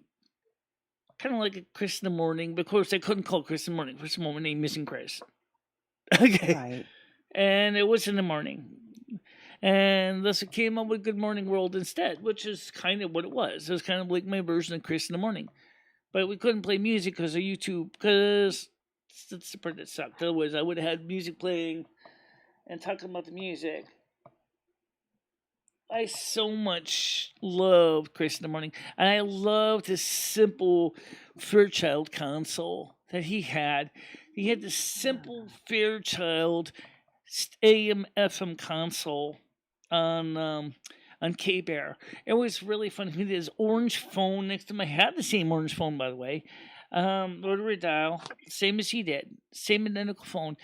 And, of course, I didn't have a Morris Minifield screaming at me going, "You're not playing that crap at my station." That would be YouTube. Now, was this a the TV show you're talking about? Northern Exposure, right? Northern Exposure. I'm gonna have to check it out because I'm not it's on familiar with Netflix it. now. It's got a cult following. It's a really cool show. I Really, remember it. It watch was big for a watch Chris while. when you watch Northern Exposure. Watch Chris in the morning. I will. Watch his brother Bernard, which is interesting. Is Bernard against his father, and Chris and Bernard's father was the same father. Okay, so Bernard was born from another mother. Very fascinating show. Just watch it. Just watch the Okay. interaction between Chris Stevens and Morris Minfield, and of course Bernard, his brother, which was like near the end of the series. You will love it. You will say is, holy crap, that's Michelle right there. She's the Chris in the Morning guy. I'm like, yeah, okay. Actually, I'm a little bit I'm Dr. gonna. Johnny Fever I'm too, but from WKRP in Cincinnati. They called their radio station K Bear though in Northern Exposure. yeah, KBHR, K Bear. Yeah. We have a K Bear in Utah. Oh, FM 101.1 KBE like Edward R, hey. and it plays modern rock. Okay. Current what is current considered rock and It's roll. kind of interesting because this radio station was at, and it was on the AM dial. I forgot what the frequency was. It was something like 1400 Huh. AM. Yeah. I'll check it out. I will definitely check it out. I'll It's on probably love Northern it. Exposure. It's on Netflix. Okay, I have Netflix, so I'll check it out. I been getting a little tired of the YouTube stuff. Yeah. All the pettiness and drama that's going around. It's not any fun anymore. I've been going back to Oh watching yeah, tell me documentaries about the and true drama. crime. What is it with the drama scene? Let me just be honest here. Let's just keep this short here. The drama thing. What is it? What makes drama so popular on YouTube? It's not. Well, it's real life Dallas. It's real life soap opera. I mean, it really is. It's soap opera drama, and unfortunately, a lot of it's pre-planned and scripted. Yeah. And it's ridiculous. If you, for example, there's a guy on YouTube, and I know you've heard about him before. His name's Mark Terry, Yeah. and he is supposedly suffers from a traumatic brain injury, and supposedly the medications they put him on to help him get off of other medications gave him a bipolar disorder, and Right. he supposedly is medicated for that, but the medication's not working, and so he'll go into these manic episodes where he'll stream almost 24 hours a day. He makes up lies and stories and tales, and then he does his apology tour, and I mean, it's almost predictable. He actually went to Noodle's house this weekend, Okay. took him to lunch, and he live streamed the lunch, not Noodles, but Mark Terry did, and he acted exactly like he does in the restaurant. He acted exactly like he does on YouTube in the restaurant. You could see Noodles was embarrassed.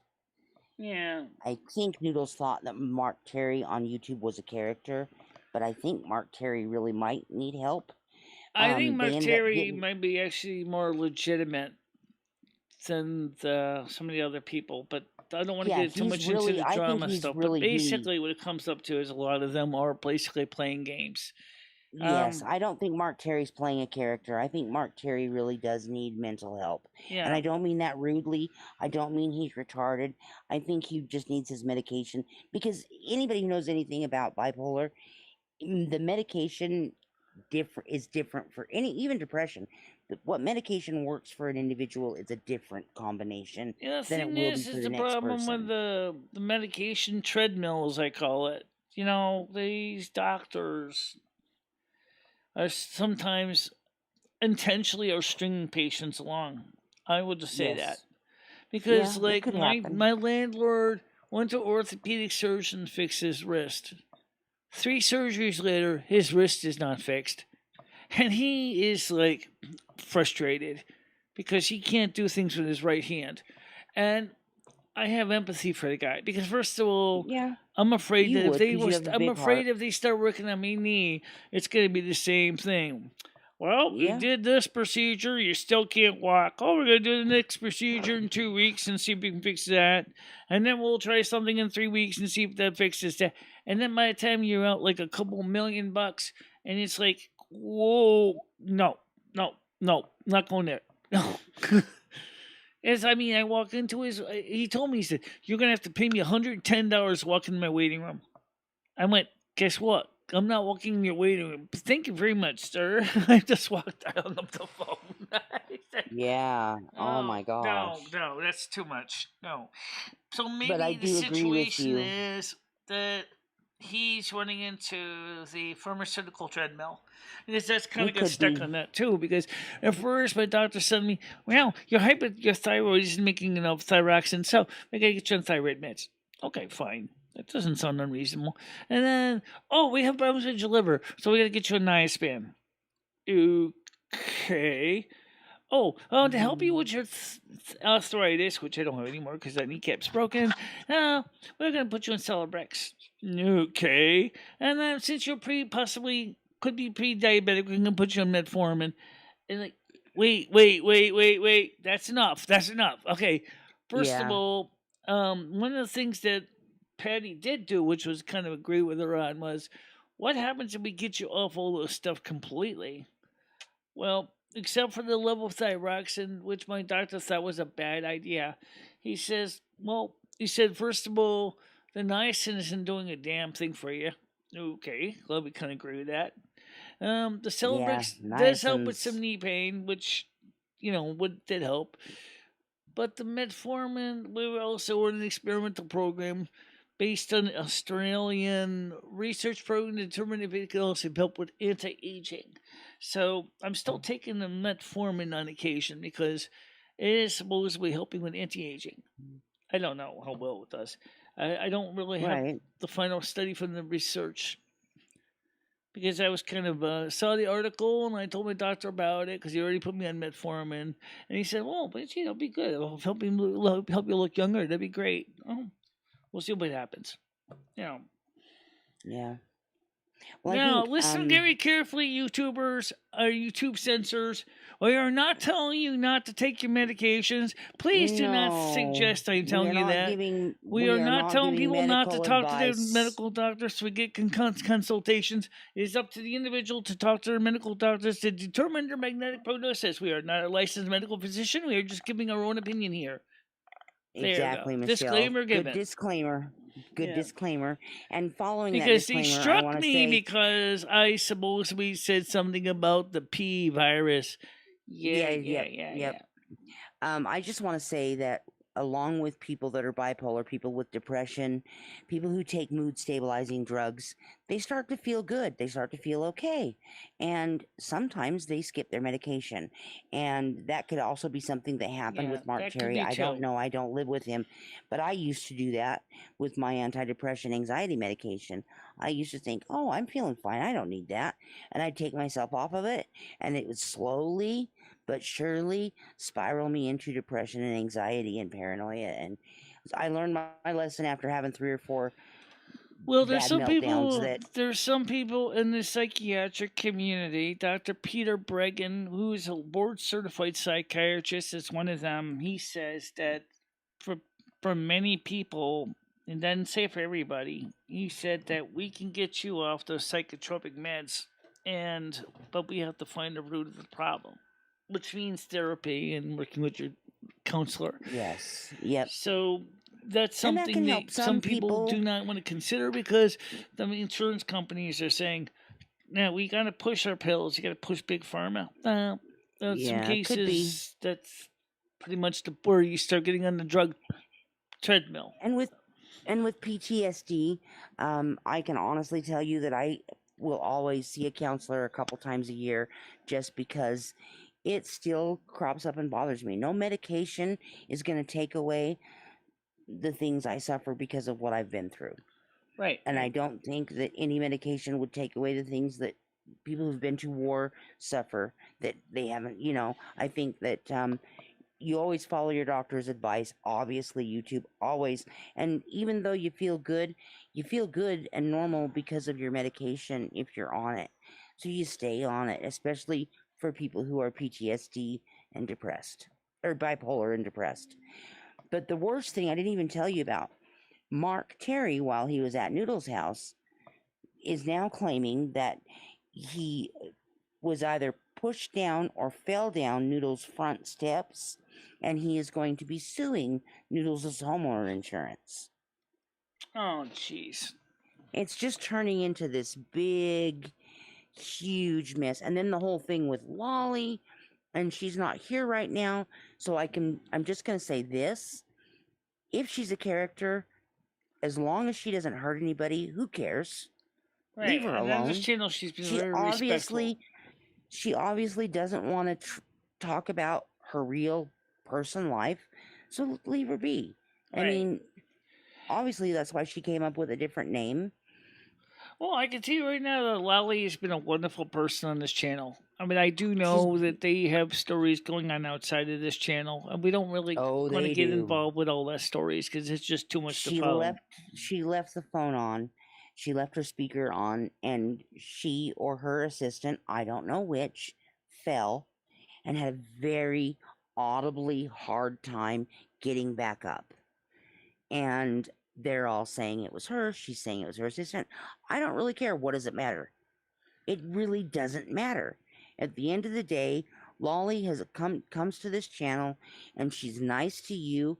She listens to you. She has knowledge that you have. You guys communicate well. Right. So I don't even treat her bad off this channel. She is also a Taurus. When I run into her on other channels, I treat her the same as I do here, because I don't really care who she is off screen. It doesn't matter to me. What matters to me is how she treats you and the people in this chat. And so far, other than Noodles, she's great. Right. Exactly. And I mean, first of all, like I said, she's a human being. I mean, whatever goes on the other channels, I don't like to sit there and this is a no drama channel for a reason. This is where everybody can come and not feel like that they're going to be judged. Yep. I mean, if you start acting terrible on this channel, then you're going to get both horns. Okay, basically. Yep. But if you're respectful and kind and decent on this channel, we're going to treat you with respect and kindness.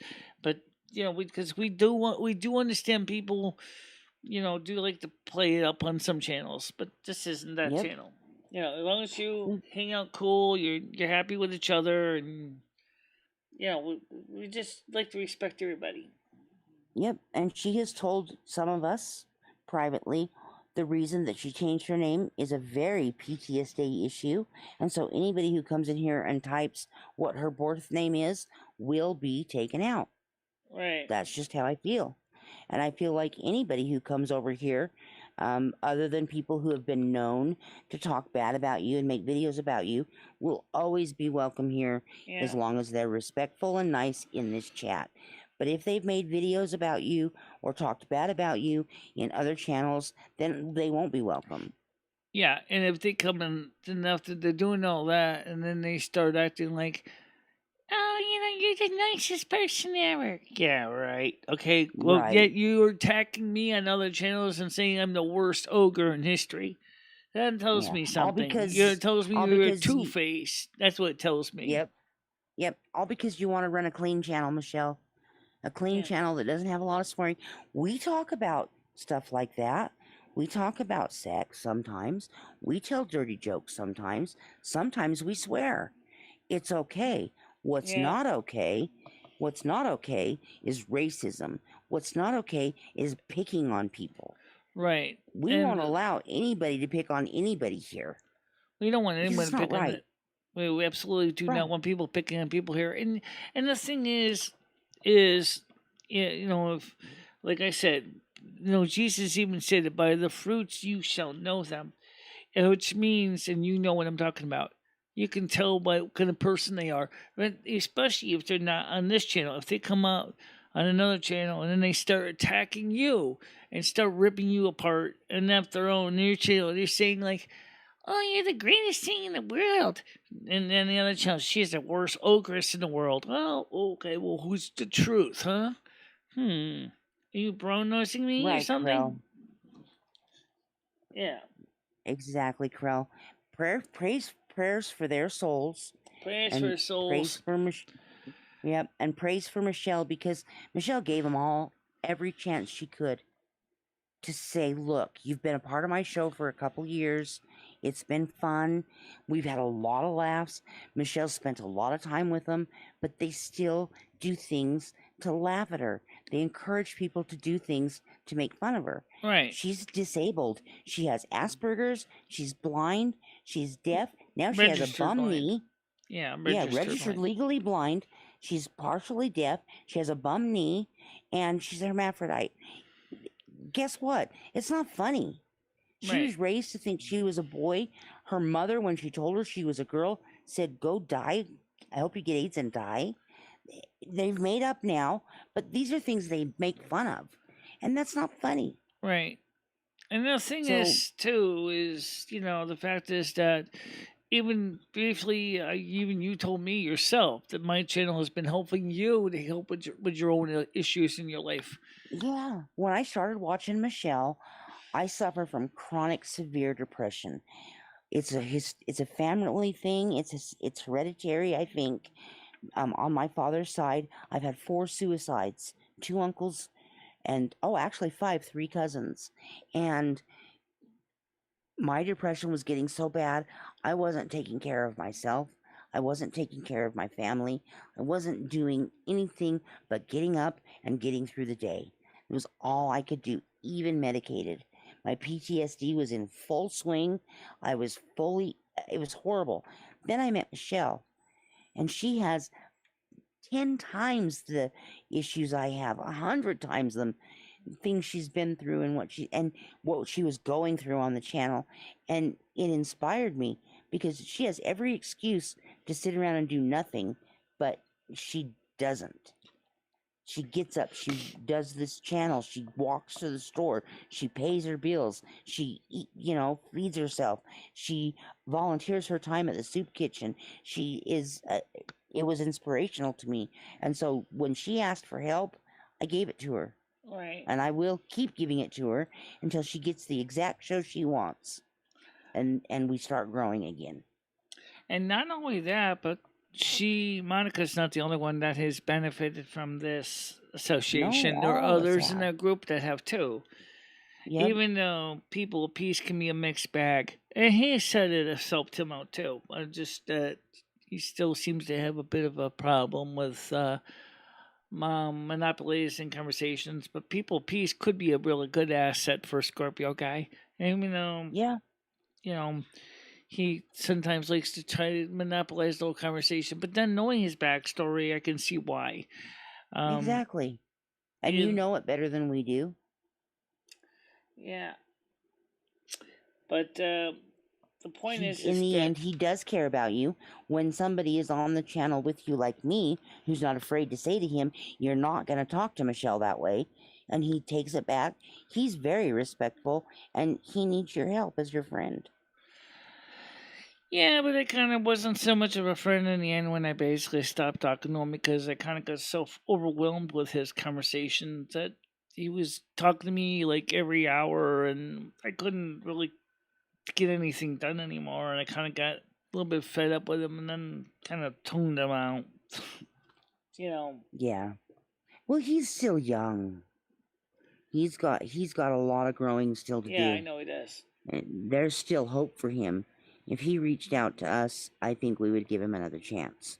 Krell has made a really interesting statement. I think you should read it. Well, like Krell says, yeah, the process is the best part of anything creative to me.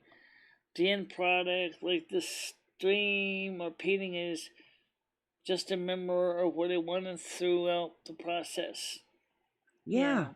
Well, take a look, for example, look at the background here. I'm gonna just everybody sees the background. Everybody knows what this is. Anybody who plays World of Warcraft, they know this is my bedroom in Silvermoon. We all know if we know you. But what people don't really know about me is there's one character in Silvermoon that I find very attractive. And let's see if we can get her on the screen here. Yeah, there she is. She's gonna sneak up on us again. Well, Watch out, why don't we Krell. switch her over here so you can see close up? There she is. Yeah. Oh my gosh, she scared me. I saw her before the YouTube did. She If I scared could me. get her to physically walk up and walk towards the camera, that would have been even more fun. That'd be fun. But anyway, the point is that there's a long story with the character, and I'm not going to go into all of it right now. But here's a short skinny of it. This is an NPC in World of Warcraft.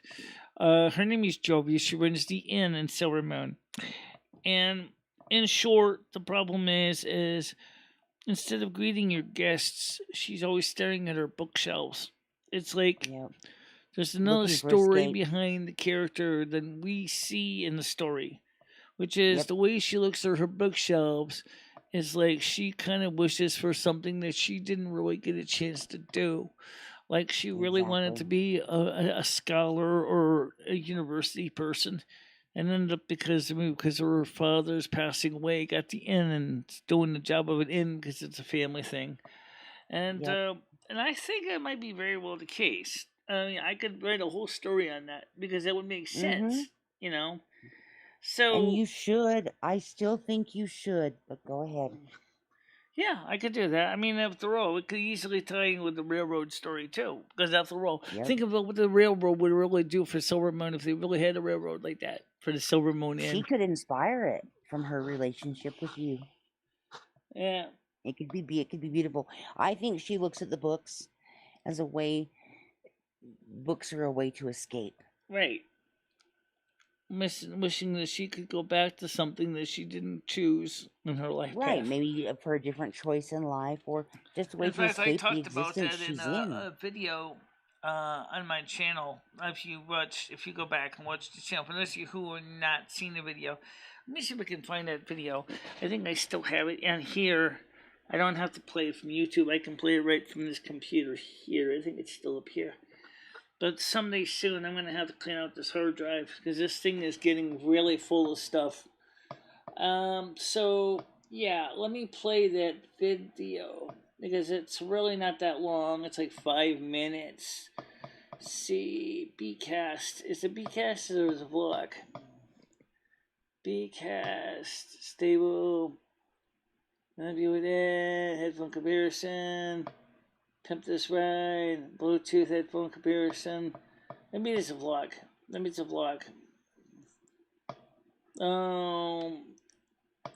That's something else. I'm sure not what to do next. Oh, let's see if I may upload the downloads. Yeah, it's really cute piece. I really think if you get a chance, watch. Let's see, pimp this ride, Bcast. Okay, what's this one here? Got a lot of videos here. I don't know. I might have to go download it from Innkeeper Joby Pictures vlog. Let's try to find a piece. I think I still have it here somewhere. Oh, maybe I don't. Vlog. Which one is this one? Let's see. I don't know which one this I one agree, is. Krell. Everyone deserves a space to try out new ideas and whatnot. Yep. Well, anyway, the point is, it is here. It is on YouTube. You can look at it. The video is up here. It's right in the thing. It's all about Jobia. Let's see. I'm trying to find it. How long ago was it? What year Use was it? the And I'll search find it. function. Let it guide your action. The search function. Good idea. Let me try that. Yeah, try and find out where it was. Oh, you've got 9 votes, Michelle. On the World of Warcraft. Oh, 11%. I think only one person. That's almost, if it was 100, if it was 10 votes. Here's the question I want to know is, why are people so afraid? Okay, here we go. I found it. Okay, so let me pull it up here. It's kind of the long version, but okay. Pop the link in 1610 Silvermoon. You can close your eyes. It's all right. Linda Ronstadt. All right, let me pause this. Let me rewind it to the beginning here, so I can show you this on the screen. Why can't you can play it for us, or you can just link it in chat so we can watch it later. I could do that, but right now this is the one that's actually on my local hard drive. It's not that long anyway. You know, I figure you guys can watch a short little piece. Window capture. Oops, sorry, okay, go into settings. Graphics converted, Jovia. Let's go to MPEG stream clip. Share. Here we go. Yeah. Okay, can we... Okay, on that one. And also, can we... I gotta clear out some settings on this too. Filters. Get rid of the filters. Come on. Go to filters. Turn off the filters. Get rid of them all. Because, like, this is totally messed up. CopyPad is totally messed up. Or you can use it. Just fix it. Just fix it. Default. Yeah. Alright, so let's do it that way. Here, close. Alright, so here's the piece. Alright, so sorry it's a little bit small. Let's see if I can make this a little bit bigger anyway. Yeah, let's make it bigger. Make it bigger. Oh, I guess that would count, right? Yep. Okay. Center it. Yeah. Okay, good enough. Alright, so here's the video. I'm going to go play this now. You guys can listen to this. Just listen to the story. AM1610 Silvermoon, you can close your eyes. It's alright, Linda Ronstadt. This is from our AM16 program. We're going to get ready to wrap it up very soon. So you will be able to close your eyes. And hopefully tomorrow will be alright. But we still got a little bit left. But let's take some time to cover the world and the news today. Yeah. Let's cover the world and the news today. Real quick. You can see I got Jovia behind me. And I was able to, turns out, because thanks to the help of Wowhead, I want to thank them for making it possible to finally give her a different vantage point in a different room and make her look, you know, a little more exciting. They gave me a couple of poses. One of them was also her laying on the bed and also you know, sitting in a chair. I didn't get many other poses. I didn't ask for many others. But someday soon we're going to work on getting the other poses for my other character, Michele, was because I wanted to try to get Jovia and Michele together and having some magical fun times in a comic strip or illustration. Maybe a picture of them at a picnic, enjoying a nice lunch together. There's one thing about the character I wanted to talk about. The reason why people don't really understand why I have empathy for Jovia. I'm going to explain this just real quick. Jovia, Michele. the NPC, stands there. She's not looking at you when you come to the door to greet you. She's not looking at the people in the inn. She's looking at her bookshelves. It's like she's thinking of the halcyon years, maybe before she became an innkeeper, and she wanted to be something else. Maybe a professor, maybe a librarian, we don't know. And it kind of reminds me sometimes the choices that we make that we thought were the good choices, but we end up sacrificing the things that we really love for what we thought was the right choice. A lot of people do that, don't they? They'll come in, they'll make a choice. I have to admit, I would love to have her actually speak on the behalf of that in her defense, but, you know, just like Kalijah the Poor Woodenhead, she's just going to stand there. Never be able to tell me yes or no. One of the things I wish that all the changes that Blizzard has done to World of Warcraft is I wish it was more animated and doing things. Her character has access to all the abilities to move, jump, kick, everything. And yet, they only have her staring at the damn bookshelf. And she looks so sad when she's staring at the bookshelves.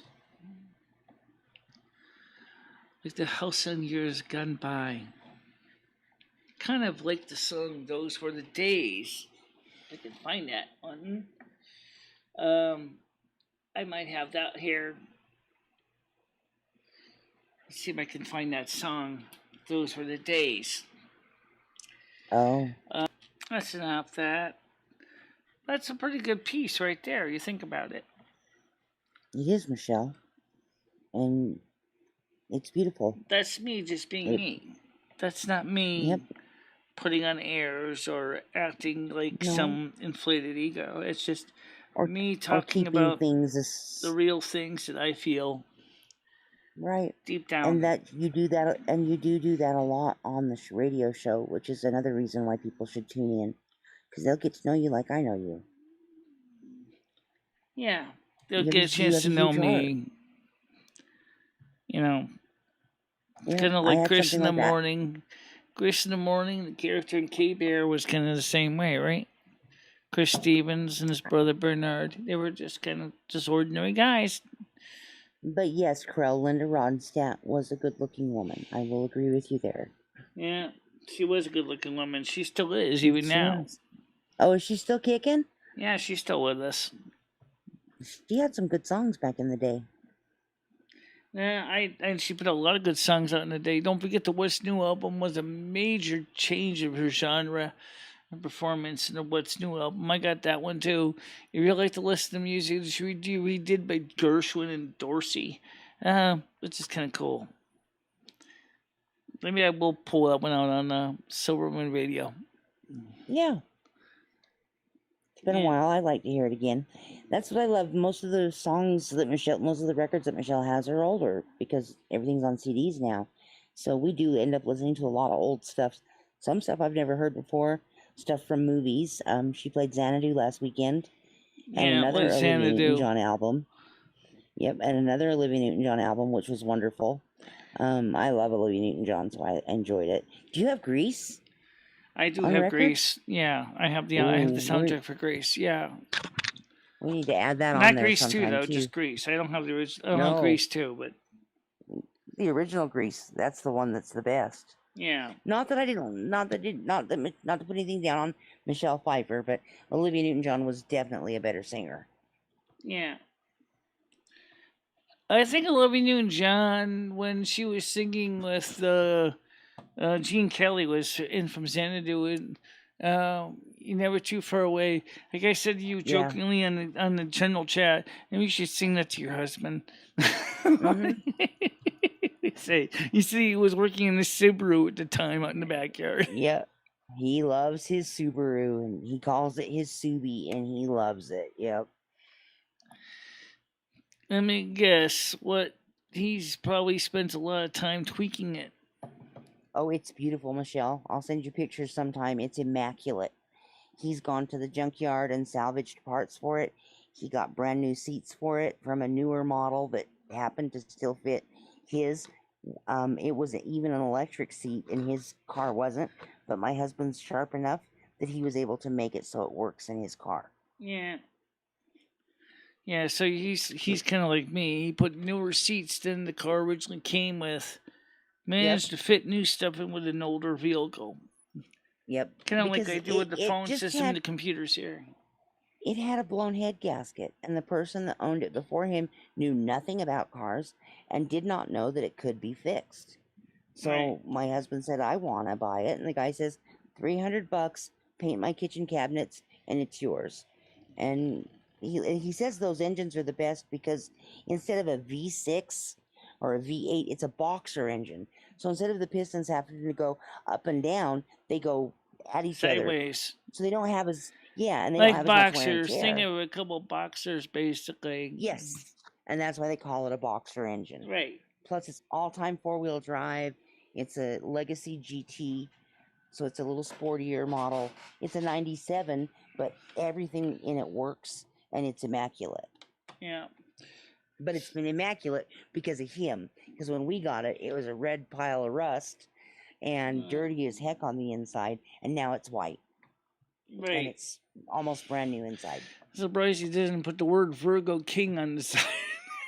No, he has Subaru written on it. He's got Okay. stickers, decals. His friends at work have cut out for him and made that he stuck to the car. Yes. Yeah. Yeah, so anyway, like I said, it's kind of like me. If you look at my setup here, I don't have a car, but I mean, I do have I have a computer and a phone system and Yep. stuff. That's kind of my And project, you know. it's old refurbished stuff. Well, I mean, it's not all refurbished, but this turntable, I certainly did spend a lot of time cleaning it, greasing it, fixing it up. Yep. I'm the second owner of that turntable. Oh wow! In all those years, And I know the first owner when she passed away. that's amazing. Yep. Originally, she had a matching amplifier with it. Unfortunately, the thing got left behind in Willimantic. It had a couple bad capacitors inside, so I didn't bother fix it, even though it was 1962 realistic SAF 24 vacuum tube amplifier. I kind of wish I still kept it because that would have been awesome. But throws heat like there's no tomorrow when it's on. I mean, if you recap it, it would still throw heat like there's no tomorrow. This is vacuum tubes. That thing was a heater. Oh yeah. Yeah. But I'm thinking about buying Me. if I can find some money together, either get an EL34 or EL84, or maybe even build another amplifier using the 6BM8 tubes that the first amplifier had. I have the original schematic from the original amplifier, so I could basically rebuild it from scratch. And I was thinking about doing that. That was going to be the Fire and Ice project. But unfortunately, at the time, the money just wasn't there to build it. It's one of those projects that, just like I was talking about Jovia, you just don't get a chance to finish because things don't work out that way. That's life. Oh yeah. You know. Yep. That's the story of everybody's life, I think.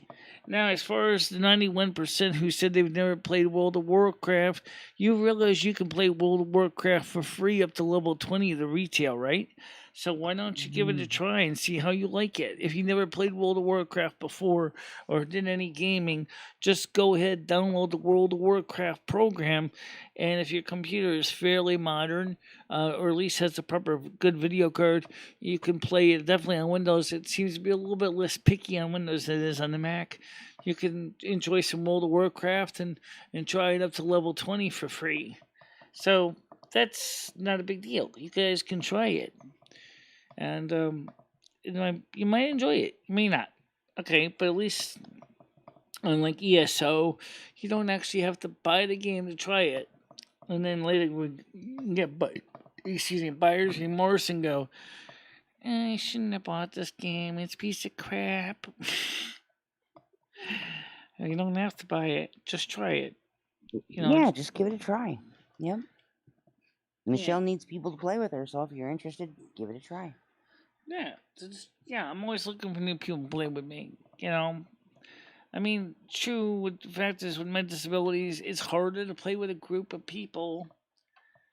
But maybe we can do it. There's ways we can do group chat in World of Warcraft. Yeah. Using my setup here, although it's a little hard to do it when you're live streaming, but we do have the ability to do it. So we can have the separate microphone input. We can just turn on the webcam microphone, which is in the Rusty Cam, and I can simply talk to you through that way instead. And then I can still hear you through the chat that comes over the speakers in the game. That's a quick and dirty way to solve a problem. But that's an option. We also used to do it with Discord too, same way, where I would talk and we'd hear, you guys. That's another way to do it without having to use the extra World of Warcraft chat method. But that's something else. I can only play vanilla on the private servers. The retail, trivialized, all the best early game. I understand that. I get it. But I don't play it on a private server. So, if you ever want to play classic retail on or TBC on on the retail servers than I'm playing on Wistfall, so on Blizzard's website. So I mean that's the way I play it. That works for me, and I also play retail in this as well. I don't like retail that much, but I got it for free, so the hell with it. I'll play both of them. I play both. Mhm. It doesn't matter which one I play. Yep. So it's an idea. Yep. It's already 1:37. So we've had a good Yeah, show I was today. just gonna say, Michelle, it's been a good long show. Especially the last 2 hours have been wonderful. Yeah, with the and chat I want to participating go and with get us. ready to take a bath, wash my hair, and Yep, maybe I've got a few errands I have to finish. yeah, get some housework in too. Yep, exactly. All right, guys. So the point is, everybody, thanks, Monica, for being on the show, and I'll see you on the Discord in later time tonight. Yep, absolutely. And Okay. I'll see you tomorrow. Okay. Okay, I'm gonna go ahead and say goodnight to 7 everybody, and o'clock I'll on go type a Discord. message. Yep. Okay. Yep, I'll be there. Yep. I will. Okay. Bye. Okay, so that was my chat with Monica, and we're gonna get ready to wrap this up because it is getting kind of late. We had a lot of people here, on and off. We did have a peak. We had a pretty good peak of people come in. But I guess we certainly did see a lot of replays. I see 109 replays on the stream. So we had a lot of people come on here. Now, can this show me playbacks? Okay, well, I'm not going to go there. But, all right, thanks, guys, for coming. Please do me a favor and share these streams with your friends. Absolutely would love it to let your friends know of these shows, because I work on them really hard every day, Monday through Saturday at 10 a.m. And usually I end around 11:30, Monday through Friday, because that's when I go to the soup kitchen. Saturdays, we don't have a soup kitchen open, so I can spend a little bit more time with you guys as we did today. And I really would love to see more people come in and enjoy the show and interact with me. I much appreciate that. And for now, I want you all to know that I hope to see you on AM 1610 Silvermoon Radio on the Discord. Hey, Neighbor, did you send the link out for the Discord? Yes, you did. Excellent. Thank you. So we will see you guys real soon. Until then, until tomorrow night at 7 o'clock on Discord, you have a nice day. Enjoy the nicer weather wherever you are. Okay? Bye-bye. Bye-bye, guys. Oh, Michelle, one more thing. What's that? When are you gonna put the New Year's on? Oh, I'm probably pretty soon. I'm gonna probably be wearing them. I want to do a more detailed review on the New Year's because it looks like they did make the New Year's thicker. We're kind of vlog on that. All right, okay, guys, that's it.